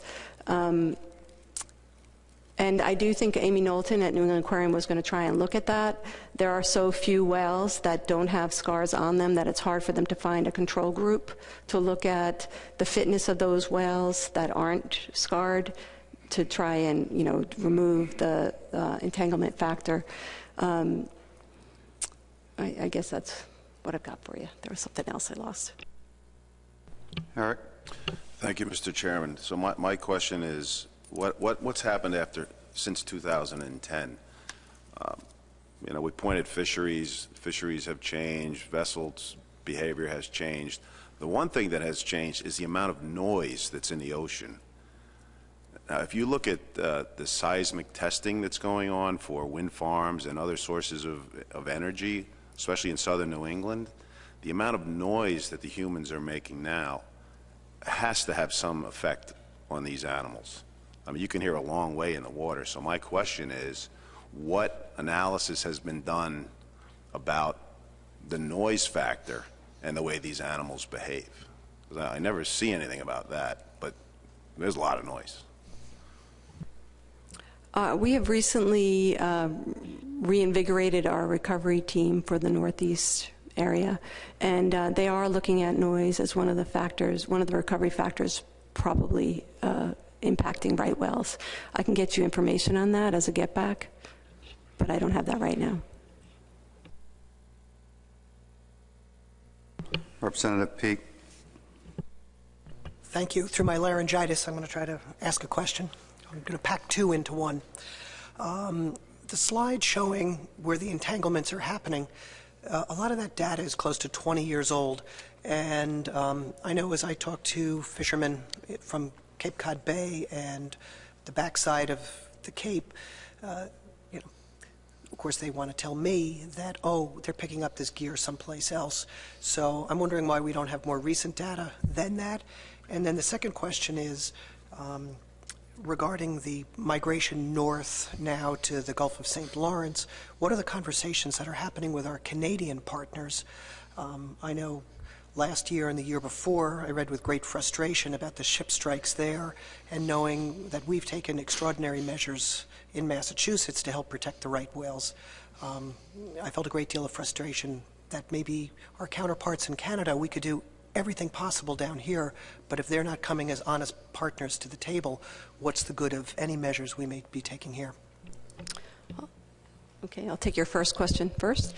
That wasn't intended to show where entanglements are occurring today. That we get so few observations of gear on animals where we can trace it back to the fishermen or to the location that we just had to put them all together. So that's 20 years worth of data. So only 10% of the 111 entanglements observed where we saw gear on the animal could be observed back to the location of take. That is more just informative that takes can occur where there is gear. So I apologize if that looked like we were just showing recent data. If I showed you the last few years of data, I don't know that, other than a couple in the Gulf of St. Lawrence, I don't think we have any that we can trace back to the location of take. Although changes in how we mark the gear has increased our ability to at least get back to a fishery, not necessarily to the location though. Regarding our Canadian partners, Canada in 2018 had an extensive, fairly dynamic response to what happened in 2017. They had one large area that was closed for the entire snow crab and fishing season. It was closed as well to lobster gear. And then as whales were observed in the area, they were moving that and closing other areas. Similarly, they were flying regularly over the shipping lanes, and they were asking vessels to slow down. We think that was fairly successful. Not one documented mortality in the Gulf of St. Lawrence this year. It took extensive effort and may not be sustainable over the long term. So we're not sure what their long-term regulatory scheme is going to look like because it included in the survey, I think they had 6 planes up making sure that they were really covering the area. And our own plane was up there because our studies, our population assessment is based on mark recapture. So our plane goes to where the most whales are, and there was a lot of the population up there this summer. Emerson and then Dan McKiernan. Thank you, Mr. Chairman. Maybe I missed it in your presentation, but what's the issue with reduced availability of food? Could you expand on that a little bit? So that's something that's still being studied. I don't have much to tell you except that we do believe that one of the reasons they're heading up to the Gulf of St. Lawrence is because the Calanus copepods aren't available in the right life stage in the Gulf of Maine as it used to be. So they're going up to eat copepods up in the Gulf of St. Lawrence. There is an appearance of reduced fitness appearance of the right whale population right now, and some of that may be reduced foraging, reduced food available to them. It's believed that this happens periodically and that generally the whales are, they've evolved to be able to handle it, lacking of other stressors. Follow-up, Emerson? Yes, thank you. So, excuse me. You know if anybody's doing any work on or looking into the issue with reduced abundance of copepods? What's causing that? You know, is that being driven by temperature change? Is it being driven by some other environmental factor? So I'm not the expert on this. I do believe it has been attributed to changes in currents and to climate change generally. That there are folks studying that, and again, that's something that our recovery plan implementation team is looking at. We're hoping to eventually be able to model that so we can predict where the whales are going to be. One of our problems right now is whales aren't where they were historically. We're not sure where they're going to be in the future as a result of that. So some kind of modeling would be really helpful if we can ever figure that out. Dan McKiernan and then Pat Kelleher. Thank you. Yeah, I had the same questions as we just stated on the record. I just want to point out that there's a callus problem, I think, that's affecting whales, and it may be affecting lobstermen as well. The state of New Hampshire did a study, and they were looking at some of the Normando data, and they found that young of the year lobsters were more abundant in years of good callus. And so, to me, this is a callus story, and I hope that NOAA can find a way to do as much as they can to document the change in callus or whatever other zooplankton species these animals are feeding on. In Cape Cod Bay, we have the Provincetown Center for Coastal Studies doing zooplankton monitoring for, I don't know, 20, 30, 40 years now, and I hope we can get as much data out of that data set to help you all figure this out.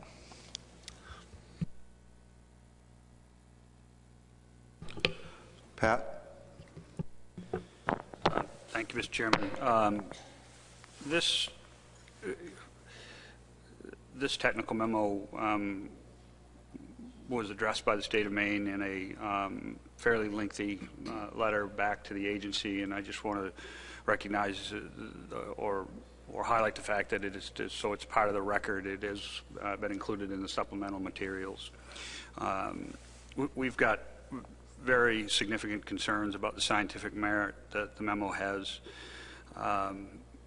Any measure that we are going to put in place to protect right whales must be made and based on sound science, and we all recognize that. But this memo was inconsistent in its application and interpretation of some of the data. The author used web-based searches. Conclusions directly contradicted information that had previously been presented by NOAA. There were important conclusions and lack of citations, and many conclusions or opinions were made without any supporting documentation. And those were the main driving factors that caused us to send a letter into the agency. There were two major incorrect assertions. One, that 2015 vertical line regulations increased the strength of rope and therefore the severity of entanglements. Colleen, I appreciate you pointing the fact out that you recognize that that was supposed to be presented as a hypothesis, but the fact that it wasn't in that document is still out there without a correction is very problematic to me. There is also no data sets or analysis available to support the theory. Maine received a Section 6 grant, a very sizable Section 6 grant to do some rope breaking work. We're in the process of doing that now, and some of the preliminary data that is in, it has not been calibrated yet, so it's not the data that we're going to be used, but it is initial rope breaking strengths are lower than what we expected. So as we move forward with that, we hope that we'll continue to see that trend. There's a lack of data on this critical question, and we'll continue to hopefully nail that down. There's also talk about the greater lobster landings in Maine means increased landings offshore, which then is linked to increased vertical lines offshore. That's not the case. We know landings does not necessarily reflect effort in the offshore waters. It doesn't mean there's more traps. It doesn't mean there's more vertical lines. Again, we can't be using landings as a proxy for effort. It's never been an accepted method, and we shouldn't be doing that now. I could go on, but I'm not going to here today. I think I had a very good conversation with the regional administrator last night, and I know there's more conversations that are going to happen here this morning in regards to the issues of whales. But the lobster industry is worth $1.5 billion to the state of Maine. The lobster industry is very willing, and members of the industry are willing to do more in the state of Maine. But it needs to be done the right way, and that's the message. We're going to continue to be at the table to try to find the right way to move forward, but it needs to be done with the best available science. Thank you. Thank you, Pat. Anybody else? Go ahead. Thank you, Mr. Chairman. So I'm curious, given that there there seems to be some pretty good information on the rate at which individual whales are being entangled, sort of the per capita probability of entanglement. We have information on mortality and some information on the amount of gear in the water. I wonder if there's been any attempt to do analyses of sort of how much would you have to reduce that per capita probability of entanglement to start to bend that sort of population trajectory back up. I mean, one way to look at this is anything that reduces the probability of a whale becoming entangled is likely to help. But I'm wondering if those sorts of analyses might give us some insight into how much do we have to reduce the risk of entanglement to really start to make a difference to get the population to start to recover. Thank you, Justin. So thanks. So you're anticipating a little bit that's in the next presentation, which is that to reduce the risk, we need to reduce the probability of the entanglement and the severity or the severity of the entanglements that occur. And that's the approach the take reduction team will be trying to take. The paper, or a different paper that was cited in the tech memo, suggested that the mortality rates need to go back to the pre-2010 level in order to start turning back up again. That means not be exposed to a lot of the gear that's in Canada, or that gear having a reduced risk or a reduced severity for the whales. So it's not there's no precise number that's been identified necessarily, but there's a sort of a target of pre-2010 encounter rates or severity. Any more questions? Okay, we've still got a few hours on this agenda, so if there's no opposition, I think I'm going to call for a recess, give everyone a biologic break, and we'll get on to the next item, unless we have opposition to that. I'm going to stay in recess for 5 or 10 minutes.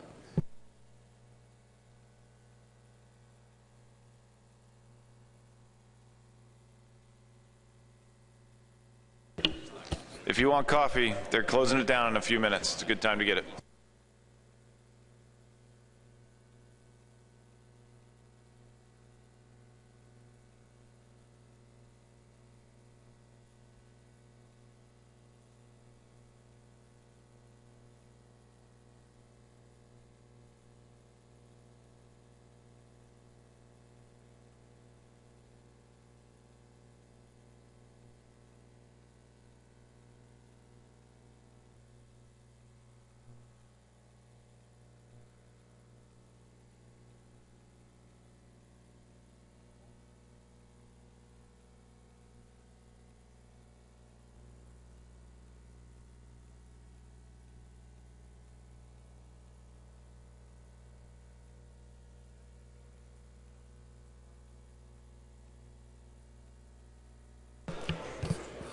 All right, we're going to get started again. Would everyone please sit down? I'm going to let Colleen open back up.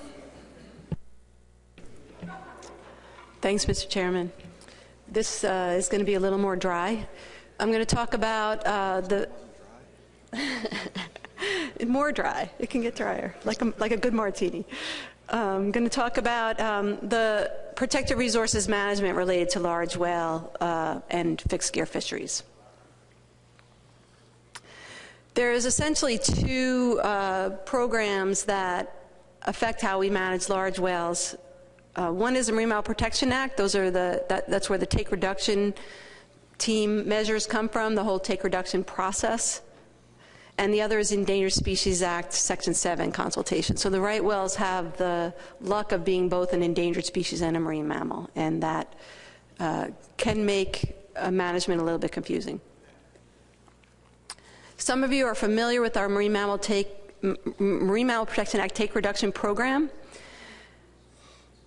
The incidental take of marine mammals is prohibited except for if they're fishermen are following certain conditions. One of the conditions is related to the take reduction planning process. It's a consensus-based process based on a collaborative group that develops and recommends take reduction measures. This is a table of the group on the Atlantic large whale take reduction team right now. It includes 18 fishermen, 18 trap pot fishermen, as well as 5 gillnet fishermen. Some of those are also trap pot fishermen. It includes 6 conservation environmental organization representatives, 9 academic scientific representatives, 14 state managers, 5 federal managers, including me, 4 fishery management organizations, for a total of 61 people on the team. It is the largest take reduction team in the country right now. I've put in red throughout this presentation the areas where the Atlantic States Marine Fisheries Commission people or efforts overlap somewhat with some of our take reduction and consultation processes. So there are 14 state managers from a manager from every Atlantic state, and there's also 4 fishery management organizations. Megan is your representative on the take reduction team. A take reduction team is required if the incidental mortality and serious injury in fisheries exceeds what's identified as a potential biological removal level. For right whales, that level is 1 these days. So if there's more than 1 serious injury or mortality caused by incidental take in a fishery, we are required to have the team consider how to modify measures to reduce takes. NIMS has the ultimate responsibility to take action. So while it's a consensus-based, theoretically a consensus-based process, in the end, if there is not consensus, NIMS has a responsibility to take action if we are over the potential biological removal level. This take reduction team has been active since 1997 and has taken a number of actions over that time period. We established weak links, we had dynamic area management programs, and well, a number of actions. I want to bring your attention to 2007, which is when we expanded weak link requirements. We also required sinking ground line in most of the lobster fishery. We got rid of our dynamic area management because it was very hard for us to move as agilely as needed to do that. And we started basically our vertical line reduction strategy. So for the last 10 years, the take reduction team has really been trying to figure out ways to reduce the number of vertical lines in the areas where whales are. And that includes both identifying appropriate seasonal closure areas, as well as other methods of trying to reduce vertical lines in the water. So how are we doing? The red dots show the potential biological removal level, and this just shows the number of serious injuries or mortalities documented in U.S. waters. The darker gray is the known to be U.S. gear. In some cases, we don't know where the gear comes from. These are minimum estimates based on what we see, and our observer data is really opportunistic. It requires a whale to be near a boat or near a beach or on a beach dead. So as you can see, there are only 2 years since 2000 where we can say with certainty that, or not even really with certainty, but at least we didn't observe any serious injuries or mortalities in U.S. waters or by U.S. gear. Unfortunately, this is the most recent one. Sorry, this is a little bit gory for this early in the morning. We talked about 2017 when there were 12 animals killed in Canadian waters, and I believe another 5 were observed in U.S. waters. And in 2018, we've had 3 right whale mortalities. The most recent was last week. All 3 of the ones occurred in U.S. waters. All 3 showed signs of pre-mortem entanglement. In January, the whale that was brought into the Virginia beach for necropsy had indications of Canadian snow crab gear. So that one we have attributed to a Canadian fishery. There was no retrieved gear in the whale that was brought to Martha's Vineyard in August or in the whale seen offshore of Cape Cod last week. As you can see from this one from last week, there were signs of pre-mortem entanglement, but no gear on the whale.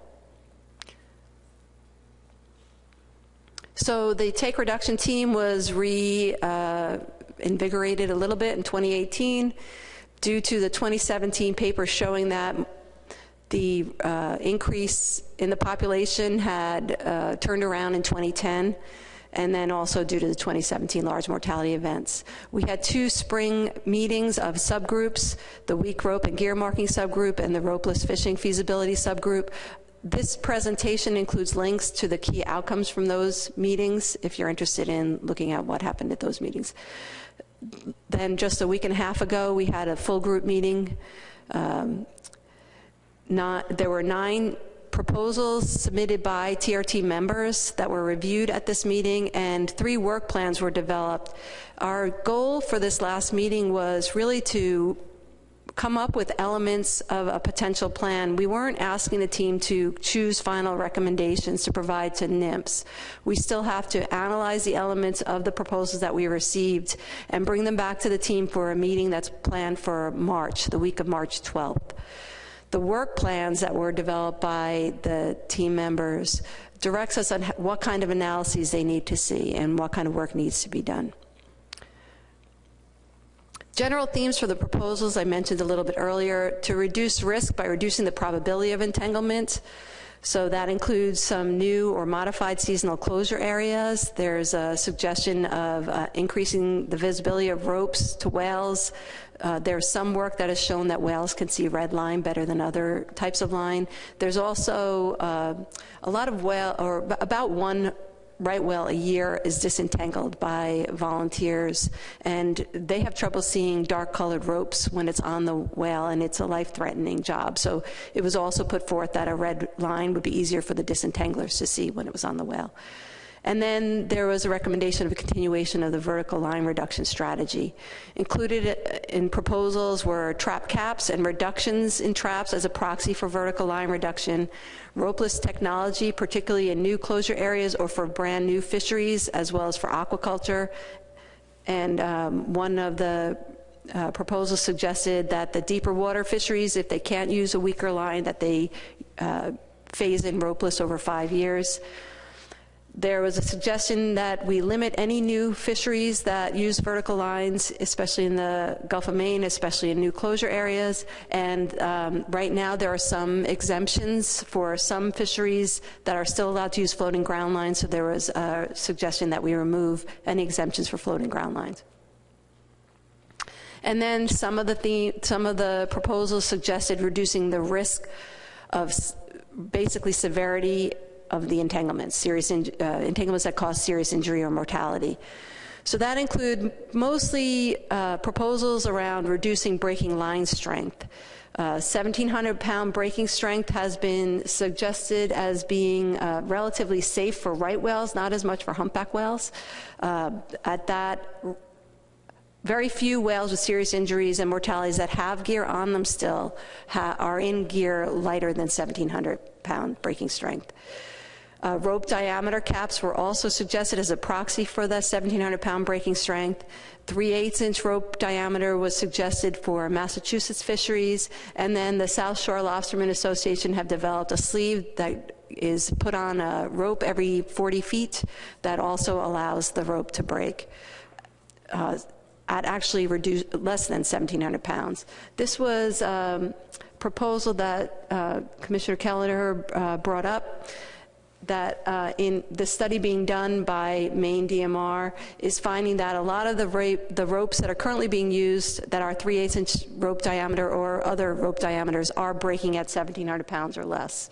That study has another 2.5 years to go before we'll have all the results of that.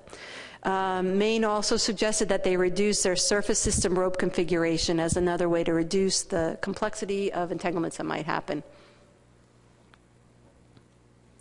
And additional themes from the proposals included ways to inform future risk reduction. Those included some gear marking proposals that would allow us to better identify the location of an entanglement when gear is retrieved.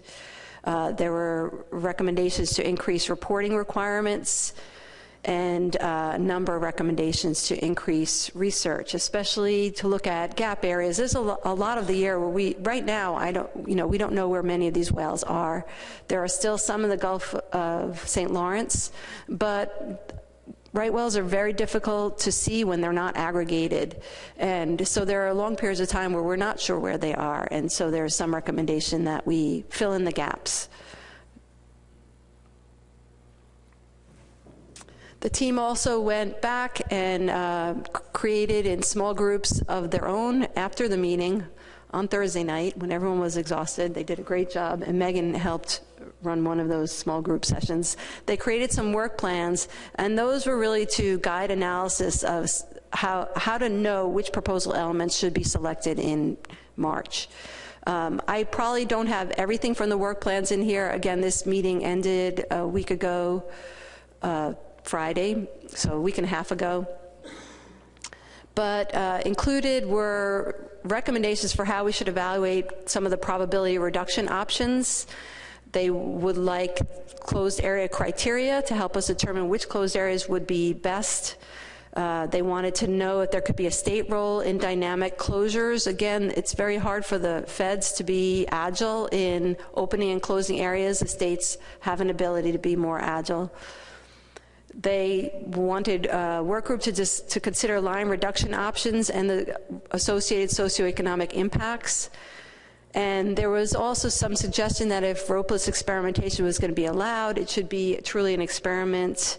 It should be considered to be allowed in future closed areas, and there should be some work to identify currently mobile gearless areas. So looking at VMS and other things we already have in place, see if we can identify areas where there's not a lot of mobile gear going on, so that experimentation can happen immediately. And there were elements, or there were suggestions on how we could evaluate options to reduce the severity of entanglements. One option that I think is already being worked upon is the idea of getting together a work group that would include gear manufacturers and rope engineers to get together with fishermen and scientists to investigate rope, including some of the Maine lobstermen invited some of our scientists to go out fishing with them to see what kind of rope they're dealing with, and why simple suggestions like changing marking is not as simple as it sounds. There were also suggestions about determining whether or not manufactured gear marking is possible, so that gear marking could be done off the shelf. It could be bought by the fishermen.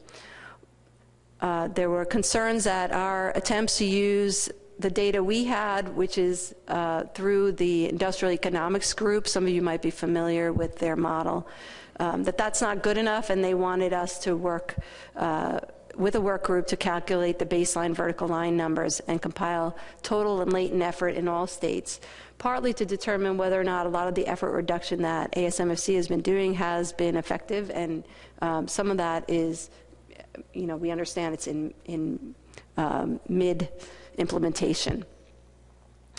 There were concerns about Area 3 enforcement and the wish to investigate Area 3 enforcement capacity.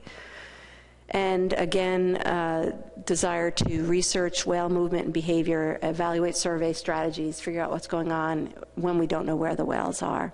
Again, what I have highlighted in red are a couple of the areas where ASMFC is already doing work or is perhaps better suited to some of this work. So a work group that leverages some of the efforts already going on in this organization would be really useful. And then, as was expressed here, there's a desire to collaborate with the Canadians on what they're doing and to make sure that some of our efforts, such as gear marking, be done in collaboration with them, so we have coast-wide marking, not just U.S. fisheries being marked. That is the end of talking about the take reduction team process. Again, that meeting was just a week and a half ago. And now I'm going to talk a little bit about the Endangered Species Act, Section 7 consultation process. I believe there may have been a presentation on Section 7 last December. But this is the part of the Endangered Species Act that requires federal agencies to make sure that anything that they're doing, that they're paying for, or that they're permitting doesn't jeopardize the existence of any endangered species or destroy or adversely modify critical habitat. So jeopardy is a big word, and essentially it's when an action might directly or indirectly diminish a species' numbers, reproduction, or distribution, so the likelihood of survival and recovery in the wild is appreciably reduced. When we're looking at a population like right whales that is showing signs of reduction, that the projections are looking somewhat grim, then any impact on that population has greater consequence than when the population is rising. So that's why this Section 7 process is pretty serious when you have a declining population.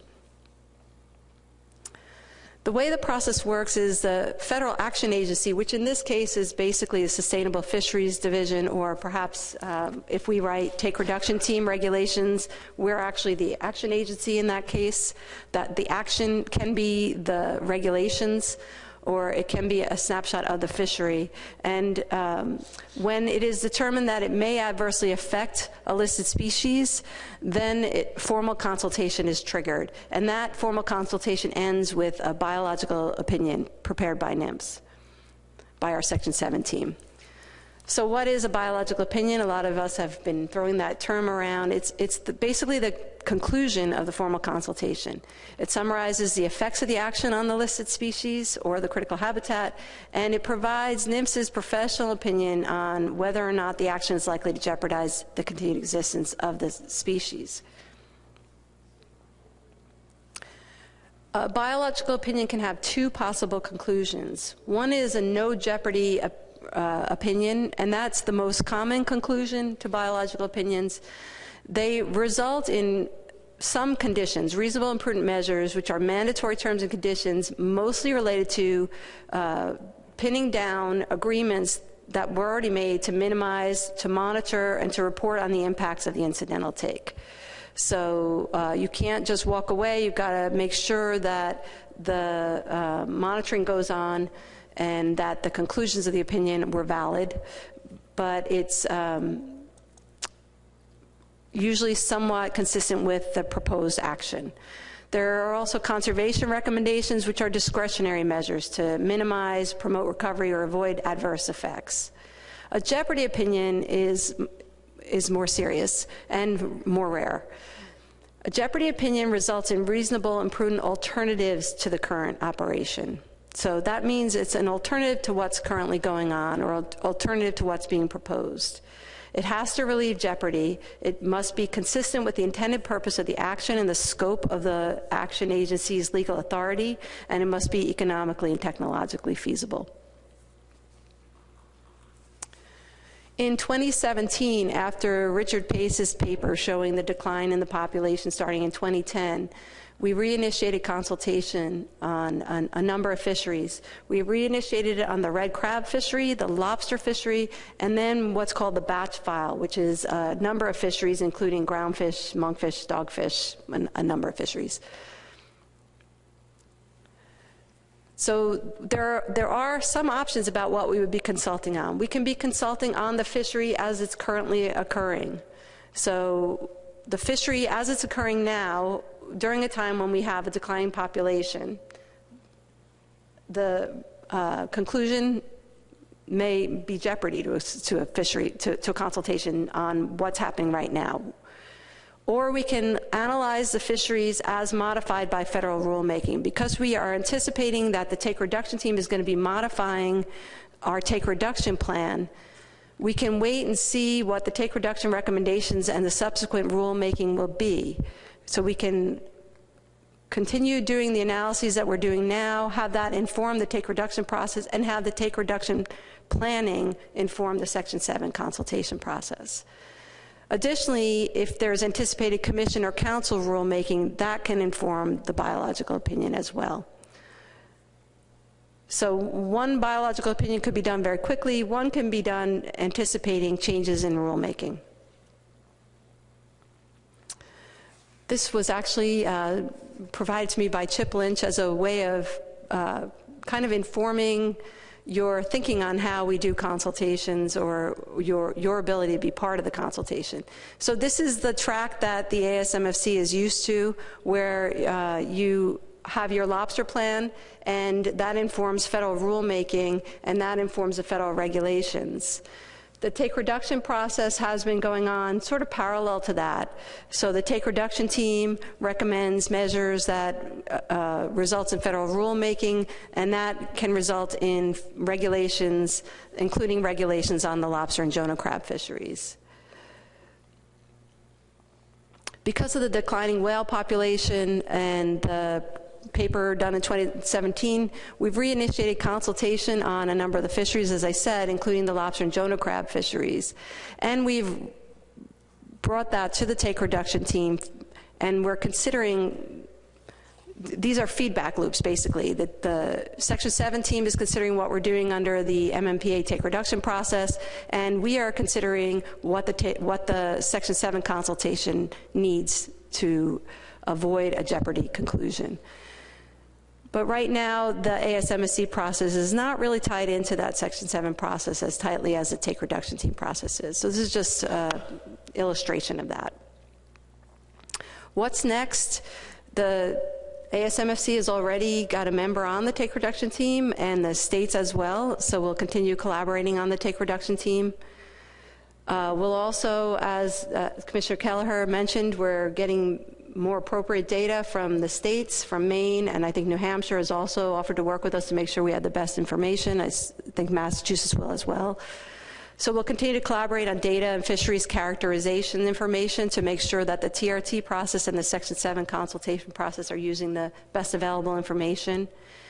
And then I think that we need to consider how the ASMFC's management goals align with the protected species risk reduction goals moving forward. If you've got questions on any of this, I can help you with the take reduction team process question. ESA Section 7 consultation, Dan Moroney's our lead on that. And in the Sustainable Fisheries Division, you can continue to work with Peter Burns and Allison Murphy. Questions for Colleen. David Borden. Thanks, Mr. Chairman. Colleen, the Section 7, 2 points. The Section 7 consultation should be finished when? What's the timing of it? I'm not sure of the timeline, and it does depend on what we're consulting on.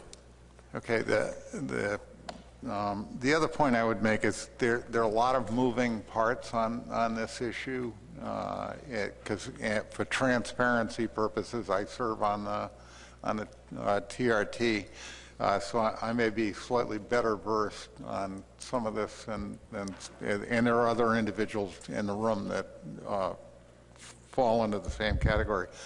It might be helpful to allow Mike Pentney to talk about the issue that Colleen put up about the parallel tracks that we've got going on here. There's also a litigation track that I think everyone should consider before we get into a discussion. I'd point out we have a number of new commissioners at the table that probably don't have a lot of background on that. Thank you. Mike, would you like to speak? Thank you, Mr. Chairman. Sure. So yeah, just to David Borden's point and to emphasize a couple of the points that Colleen made in her presentation, I want to make sure everyone is clear that there are these parallel tracks that are ongoing, and to distinguish the focus and the purpose of those tracks. The take reduction team is meeting, as Colleen described. That process, we had a really productive week 2 weeks ago.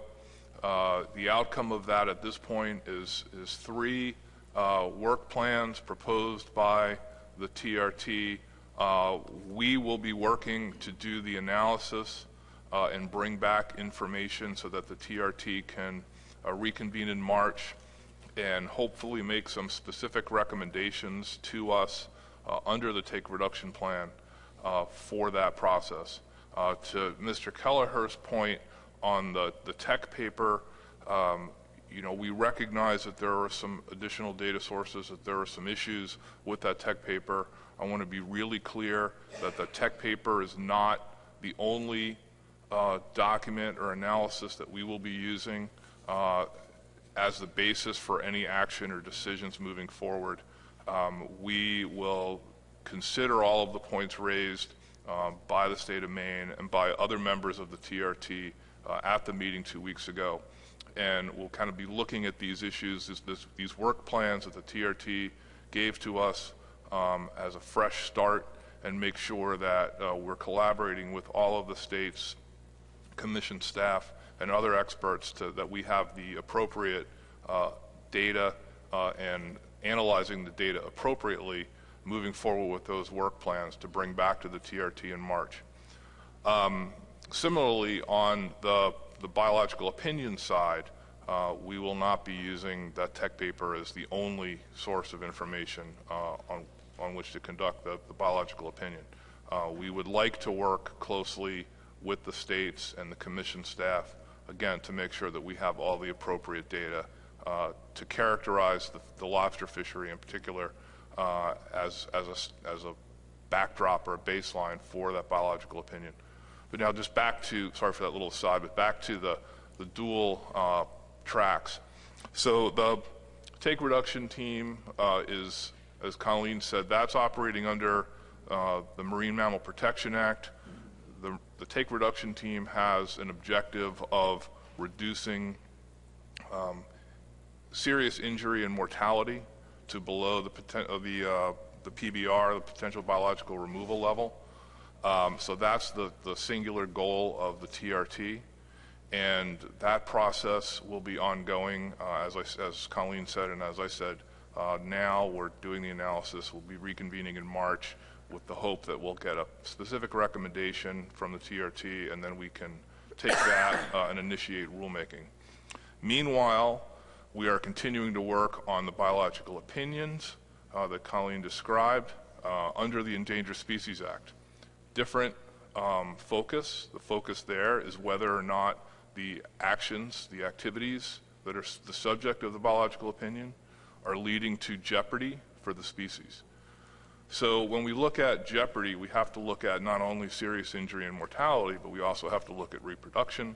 We have to look at things like non-lethal entanglements, the stress that those entanglements may be causing to the population, and the degree to which that stress may be leading to reduced reproduction, reduced rates of reproduction. And we've heard that that's, a significant concern, and there are certainly interactions and interrelationships between environmental changes, but that stress is something that we have to take very seriously and look at very carefully. So those processes will be going on in parallel, and we hope to work with the Commission and the states to make sure that all of our information is accurate and complete. But just, the concern, I think, is on jeopardy, finding a jeopardy conclusion in the biological opinion. One of the reasons why these are going on in parallel and not sequentially is, one, we have an urgent situation that we need to deal with, and we need to make as much progress on the biological opinion as we can while the TRT process is ongoing. But also, I want to be clear that when we make a decision on whether or not jeopardy exists for the right whales, we're not going to be making that decision based on conditions today.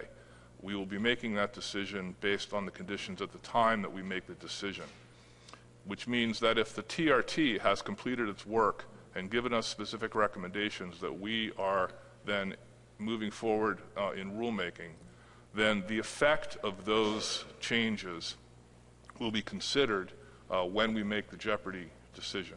Similarly, if this body takes up this issue through an addendum or some other action and makes a decision and puts forward measures that would affect the interaction between the lobster fishery and right whales, then we will take that into consideration and the effect of that action when making a decision about whether or not jeopardy exists moving forward. We will be making similar presentations that you heard today to both councils, hopefully at their December meetings, and raising similar issues with the two councils as well. So I hope that addresses the question, and if there's any others, I'd be happy to field them. Thank you. Thank you, Mike. I think I might have seen a door open there. Go ahead, David. So I just offer this. I thank Mike for doing that. It helps. There are kind of two tasks that I think we need to kind of focus on. One is this issue of the data elements, and Pat Kelleher and his staff critiqued the report that came out from NOAA and had a lot of, I think, useful comments that could be integrated into the information that goes in to inform the biological opinion. So if you take collectively around this table, I would just make the point that there isn't a jurisdiction at this table that isn't going to be negatively affected by a potential determination on this, because every single jurisdiction represented here has fixed gear fishermen that are going to be affected by whatever the determination is. So to me, kind of the first step in the process is we need to get engaged in it, not to drive the result, but to provide input to make sure the data is clear, to collaborate with NOAA and the council and whoever else we have to collaborate with to have the best data possible that goes into the biological opinion. So that I think is kind of step one in the process, and I view that as something that the commission leadership, working with the Lobster Board chairman, has the clear discretion to kind of move ahead with. I don't think there are going to be any objections to around this table, and if somebody objects, please speak up, to trying to clarify the data and use the best scientific data to go into the biop. So the second phase of it, and I can offer a motion if it's necessary, is the TRT process. As Mike and Colleen described it, you know, they're going through a fairly logical process that's going to result in recommendations. My concern is this group needs to get integrated into that. We have individuals like myself and Cherie and a number of other individuals in this process that participate in that in a dual capacity. That's useful, but we really need to have some kind of recommendations from this group as TRT recommendations move forward. And I'm going to give you an example of this point. And I apologize, Mr. Chairman, if I take a little bit longer than your 2-minute rule on this, but it's important. We need to have a commission position and a commission recommendation on some of these recommendations. And Megan, do you have that slide on the Area 537 ruling? I'm just going to put this up. We don't need to discuss it, but I want to give everybody an example. This is a different slide than I used at the TRT meeting. What this slide is a representation of the wind area in southern New England. There are 5 lease sites, and there's this whole dialogue of that's going on now of what the transit zones are going to be through here. But this area, the wind area, and it goes back to the point that Eric Reed made, and I honestly didn't put him up to doing that. This is where one of the locations where the whales are. Exactly, if you take the observational data, they align quite well with where the whales are at certain times of year. This also happens to be the area where the Jonah crab fishery, the predominant landings, when Megan gave the report about the Jonah crab fishery, it's flourishing. This is where the landings are coming from. So there's a lot of gear that in there. New England Council regulates with the Mid-Atlantic Council monkfish fishery and with NOAA and the skate fishery. There are huge landings coming out of this area, and there are lobster landings coming out of this area. There are a lot of different fisheries that take place in this area. So this is just an example. We need to be involved in those deliberations. So my suggestion is, instead of getting into a lengthy discussion of how we do that here, I think we need to form a working group, and I know this is the second time I've suggested this today, but a working group to evaluate the TRT options and any other suggestions and strategies as appropriate and a report at the winter meeting. And this kind of follows up on both Colleen and Mike's suggestion. If we were to do that, then we would have a very informed discussion here about what are the options, what are our preferences, and we could then decide whether or not we wanted to take an ASMSC action, in other words, start an addendum, or whether we not wanted to, at that stage, send recommendations into the TRT process to try to inform the deliberations at that process. So I'm sorry to take so much time, but I think this is really important because everyone around this table has fisheries that are going to be affected by the outcome of this deliberation. So I'll defer to you, Mr. Chairman, whether or not you want a motion on that. I can make it as a motion if you'd like. We could also do it by consensus if we don't have objection. Thank you, David. If there's no objection at the table to starting a working group, we can just move forward with this suggestion. Is there any objection to it? Thank you, David. Anybody else? Pat Kelleher.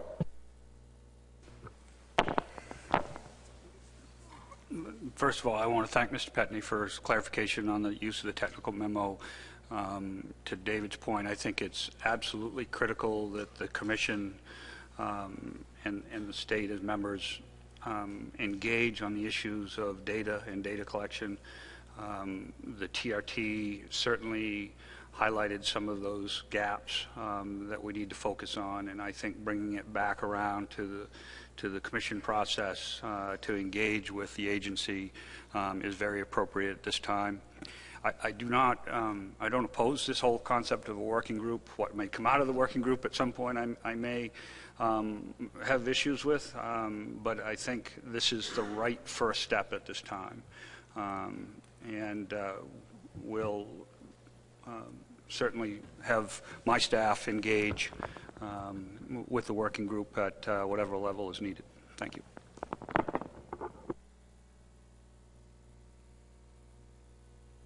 Go ahead, Mike. Thank you, Mr. Chairman. I just want to thank Mr. Borden and this board for moving forward in this way. I think this is a good approach. We're eager to work with the working group. Whatever you need, we'll have the appropriate people to assist it. I think the timing is good for coming back at the winter meeting to look at the options, look at the measures, develop some recommendations and a plan moving forward in parallel to the TRT and our work on the biological opinion. So thank you. Pat, again.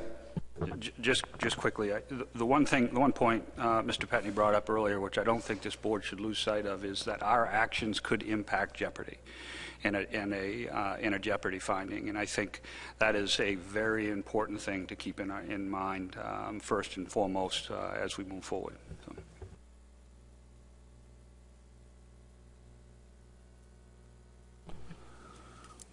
Are there any other questions, statements on this topic on the agenda? Okay. Thank you very much. Oh, Richie? Last minute. Thank you, Mr. Chairman. Last minute thought. Question for Megan. Thinking about the conversations that Pat's been going through, what is the process in the Commission if there would be a limiting of lobster gear in the water? Is that an addendum or an amendment? If you're speaking about trap reductions, we can do that via an addendum.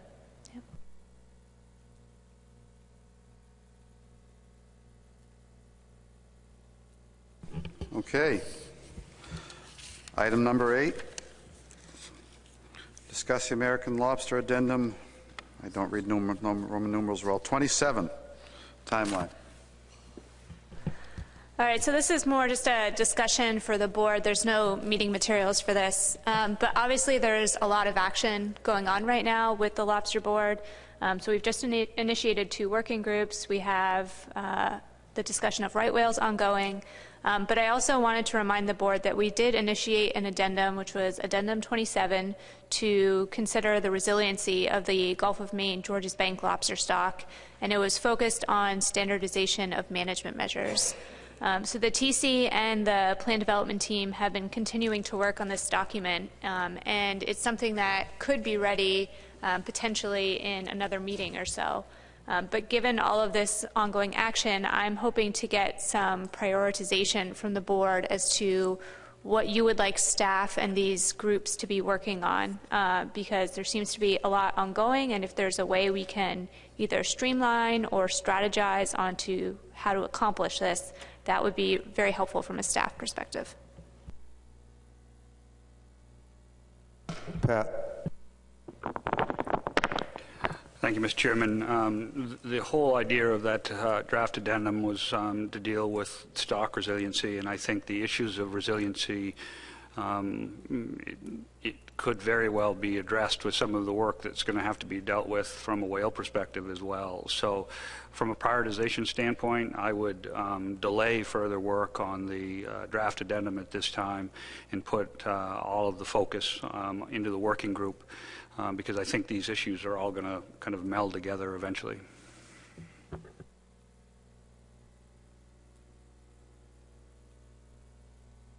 Doug Rowe.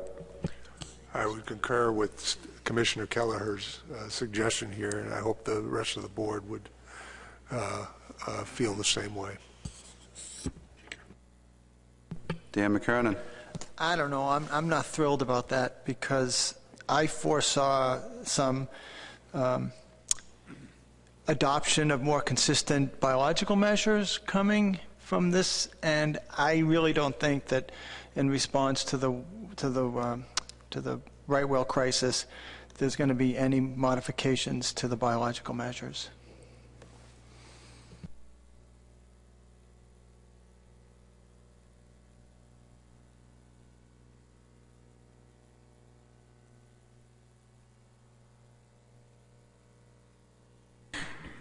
So clearly we have differing opinions. I think there are a couple options. If this board is going to take action regarding right whales or action related to that topic, I mean, it can be incorporated into Addendum 27. That's going to make a pretty large addendum, so it is also possible to keep it separate.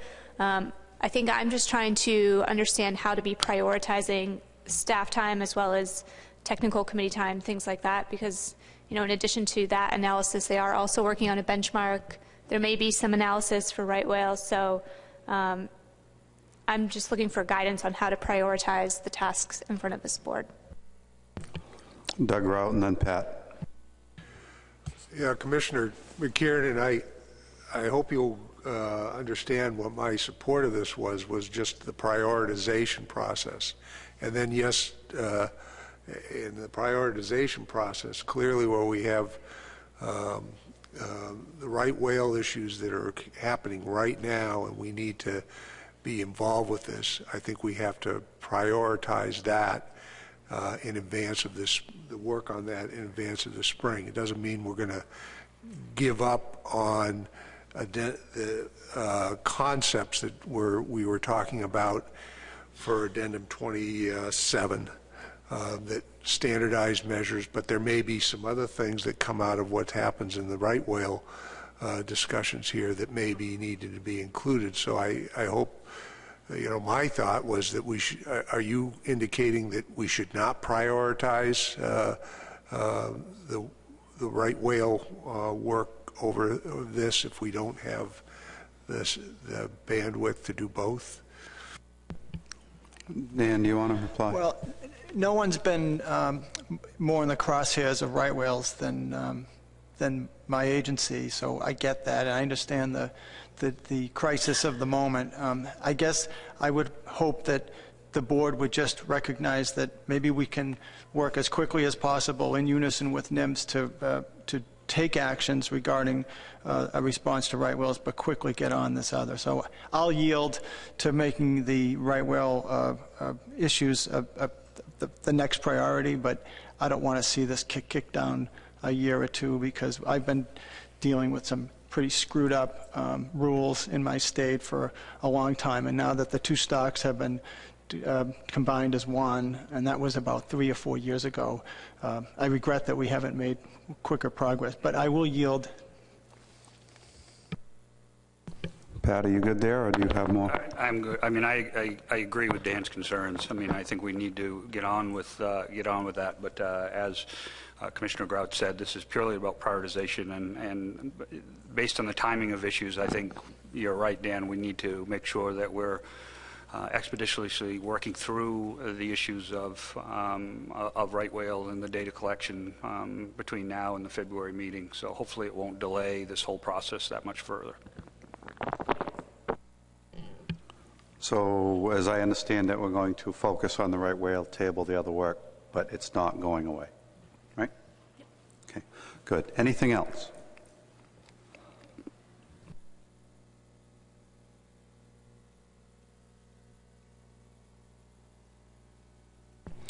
Okay, electronic tracking. All right, so I'm just going to provide a brief update on the electronic tracking and reporting subcommittees. I think this is the first time I've reported out to the board on the actions or work of these subcommittees, so this is an update for you guys. So as a reminder, Addendum 26 did two things. It established a 1-year pilot program to test tracking devices in the fishery to both address the spatial resolution of data, but also some enforcement concerns.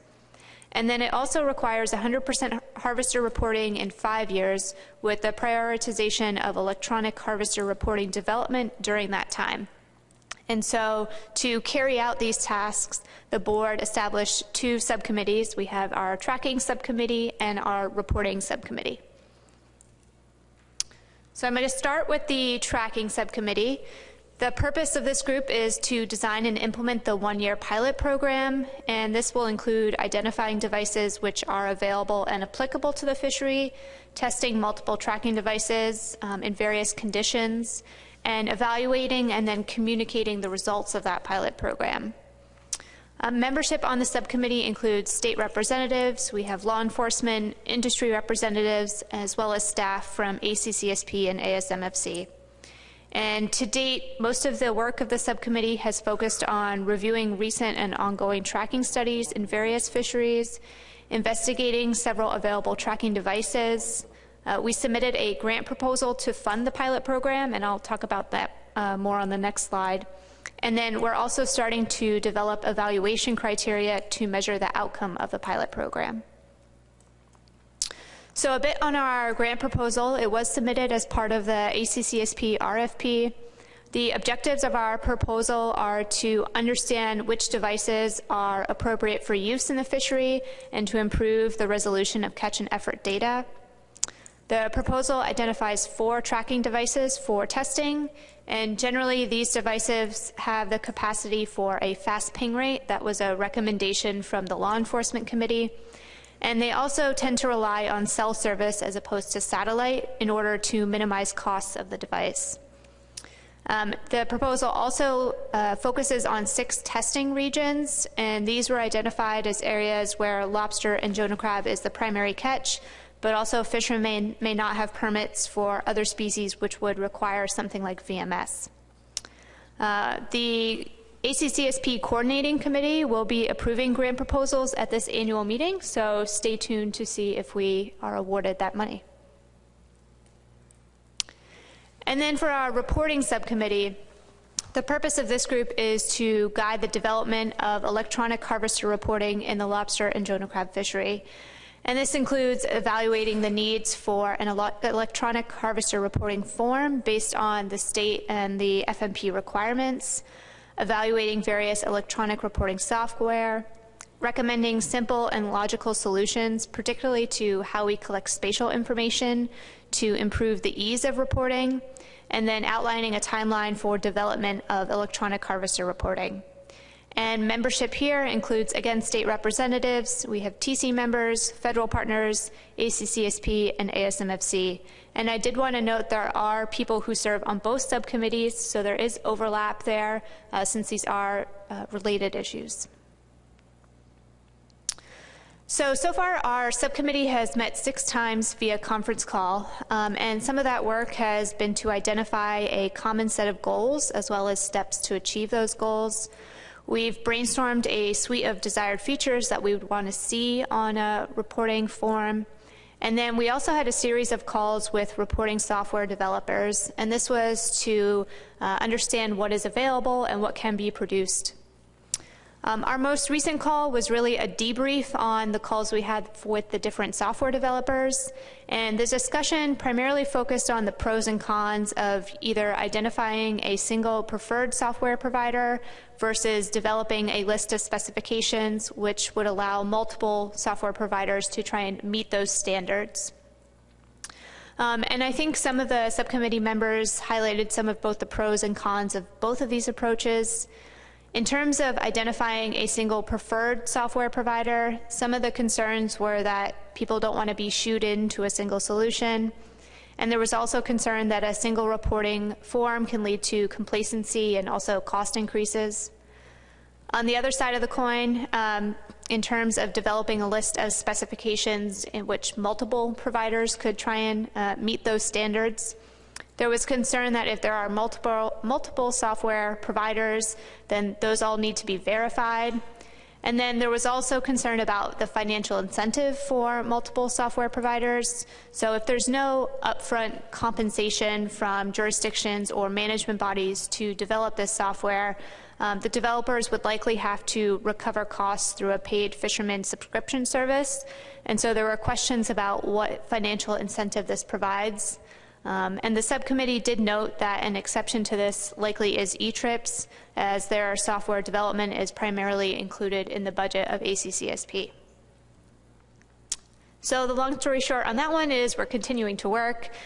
We continue to have discussions about this, and I think our focus right now is balancing the desire for flexibility with the reality about quality management and costs. And with that, I will take any questions. Questions for Megan? David Borden. Yes, thank you, Mr.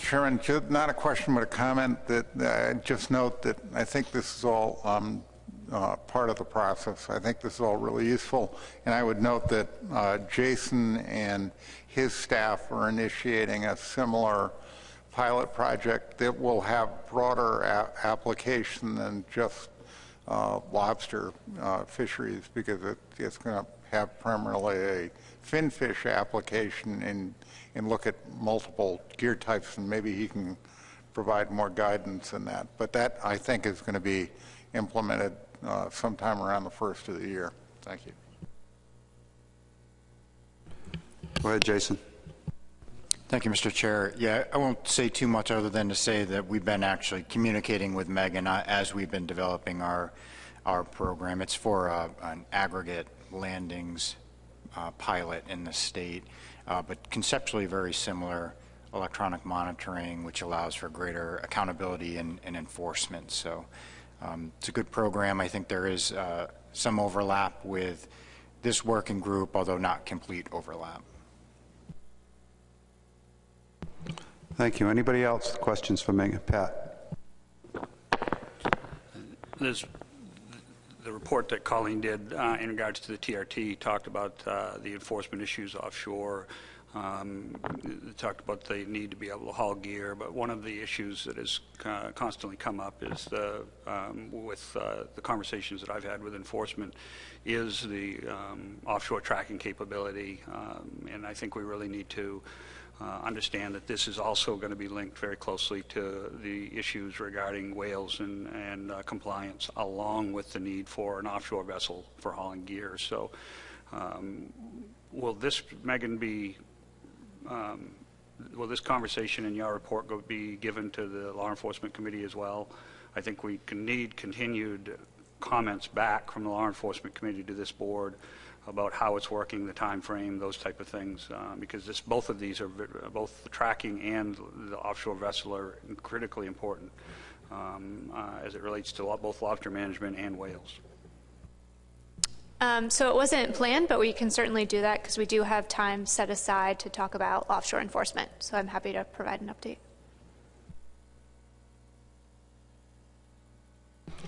Anybody else? Questions on tracking and reporting?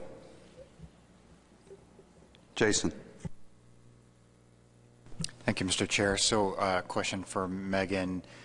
In the discussions, I guess, I don't know if this is even possible to answer, but one thing that I'm curious about it, and it intersects with the pilot that we're working on in Rhode Island, is this idea of building criteria and allowing for multiple vendors.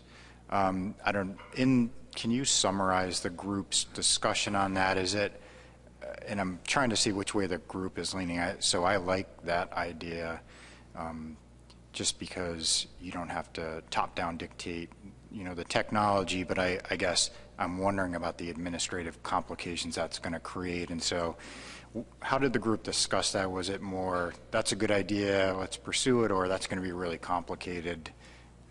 Anything you can provide would be helpful.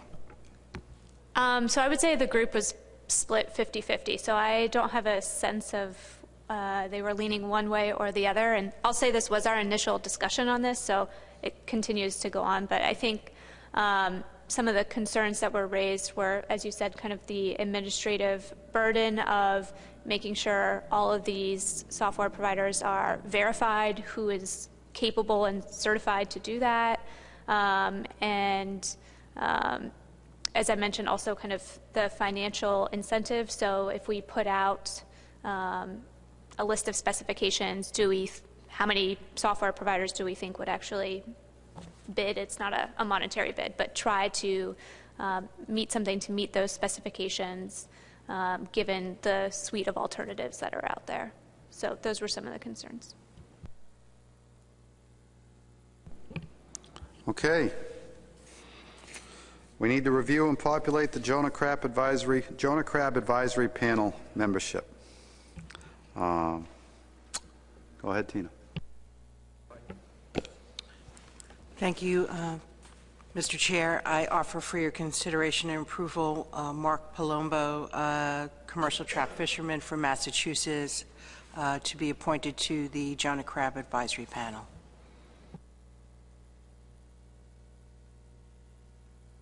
David Borden. If we're ready for it, I'd like to make a motion to approve his appointment. I would note he's one of the members of the association. He's a terrific guy, very knowledgeable, has a lot of experience. Dan? So we have a motion to accept, second by Dan.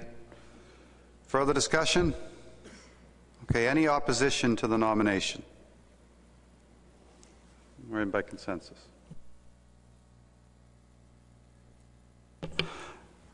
I'm sorry, did you? No. All right. Other business. Brian Langley, you had something?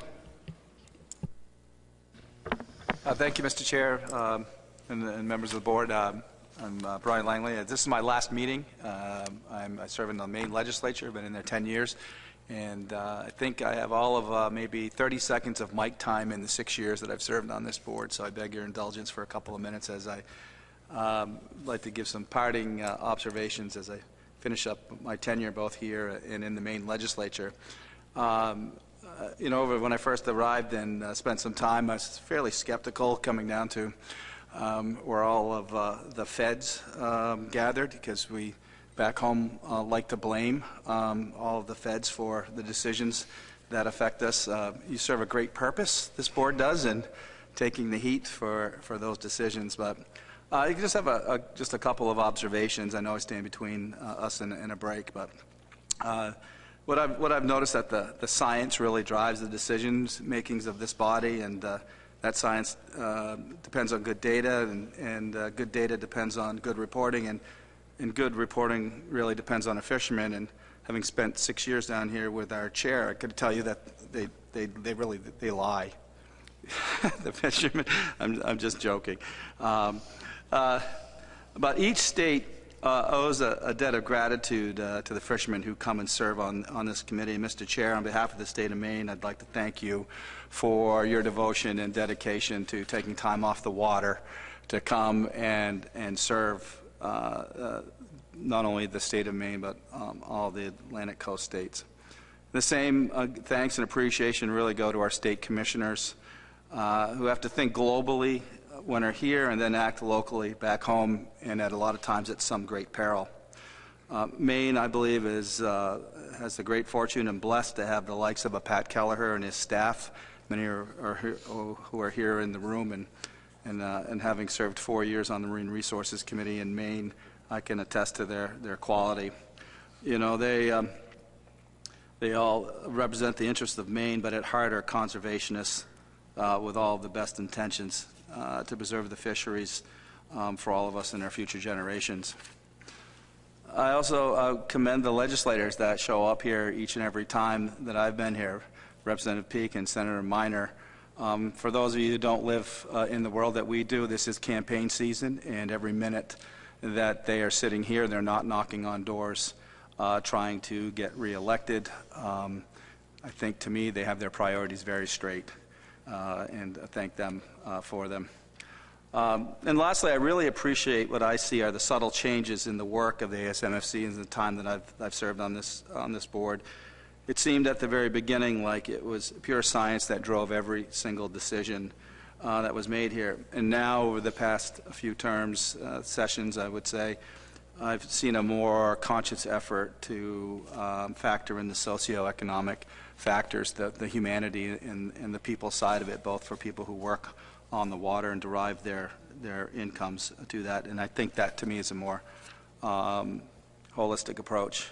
But if I had one suggestion I'd like to make, and what I felt for a while, is that this board really develop a very sound protocol for determining, for the lack of a better term, what I call sort of time of death of a fishery.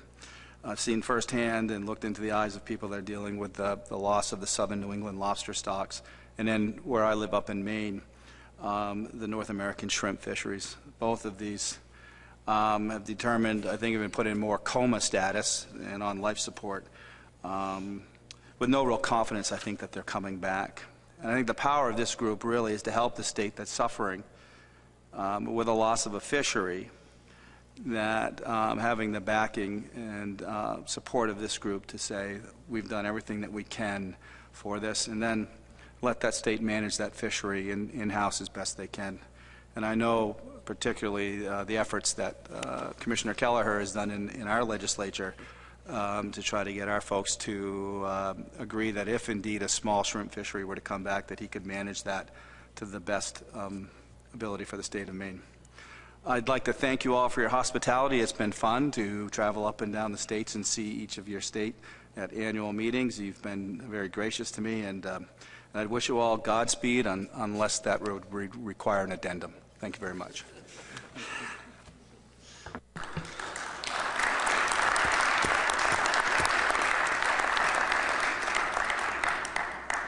Thank you, Senator Langley. And if there's nothing else under other business, I'll give you a chance to make one more motion. Motion to adjourn. All in favor? Oh. Okay. All in favor? Yay? Good. We'll start the Atlantic Herring Management Board at 1 p.m., so 30 minutes early. Hour and a half for lunch.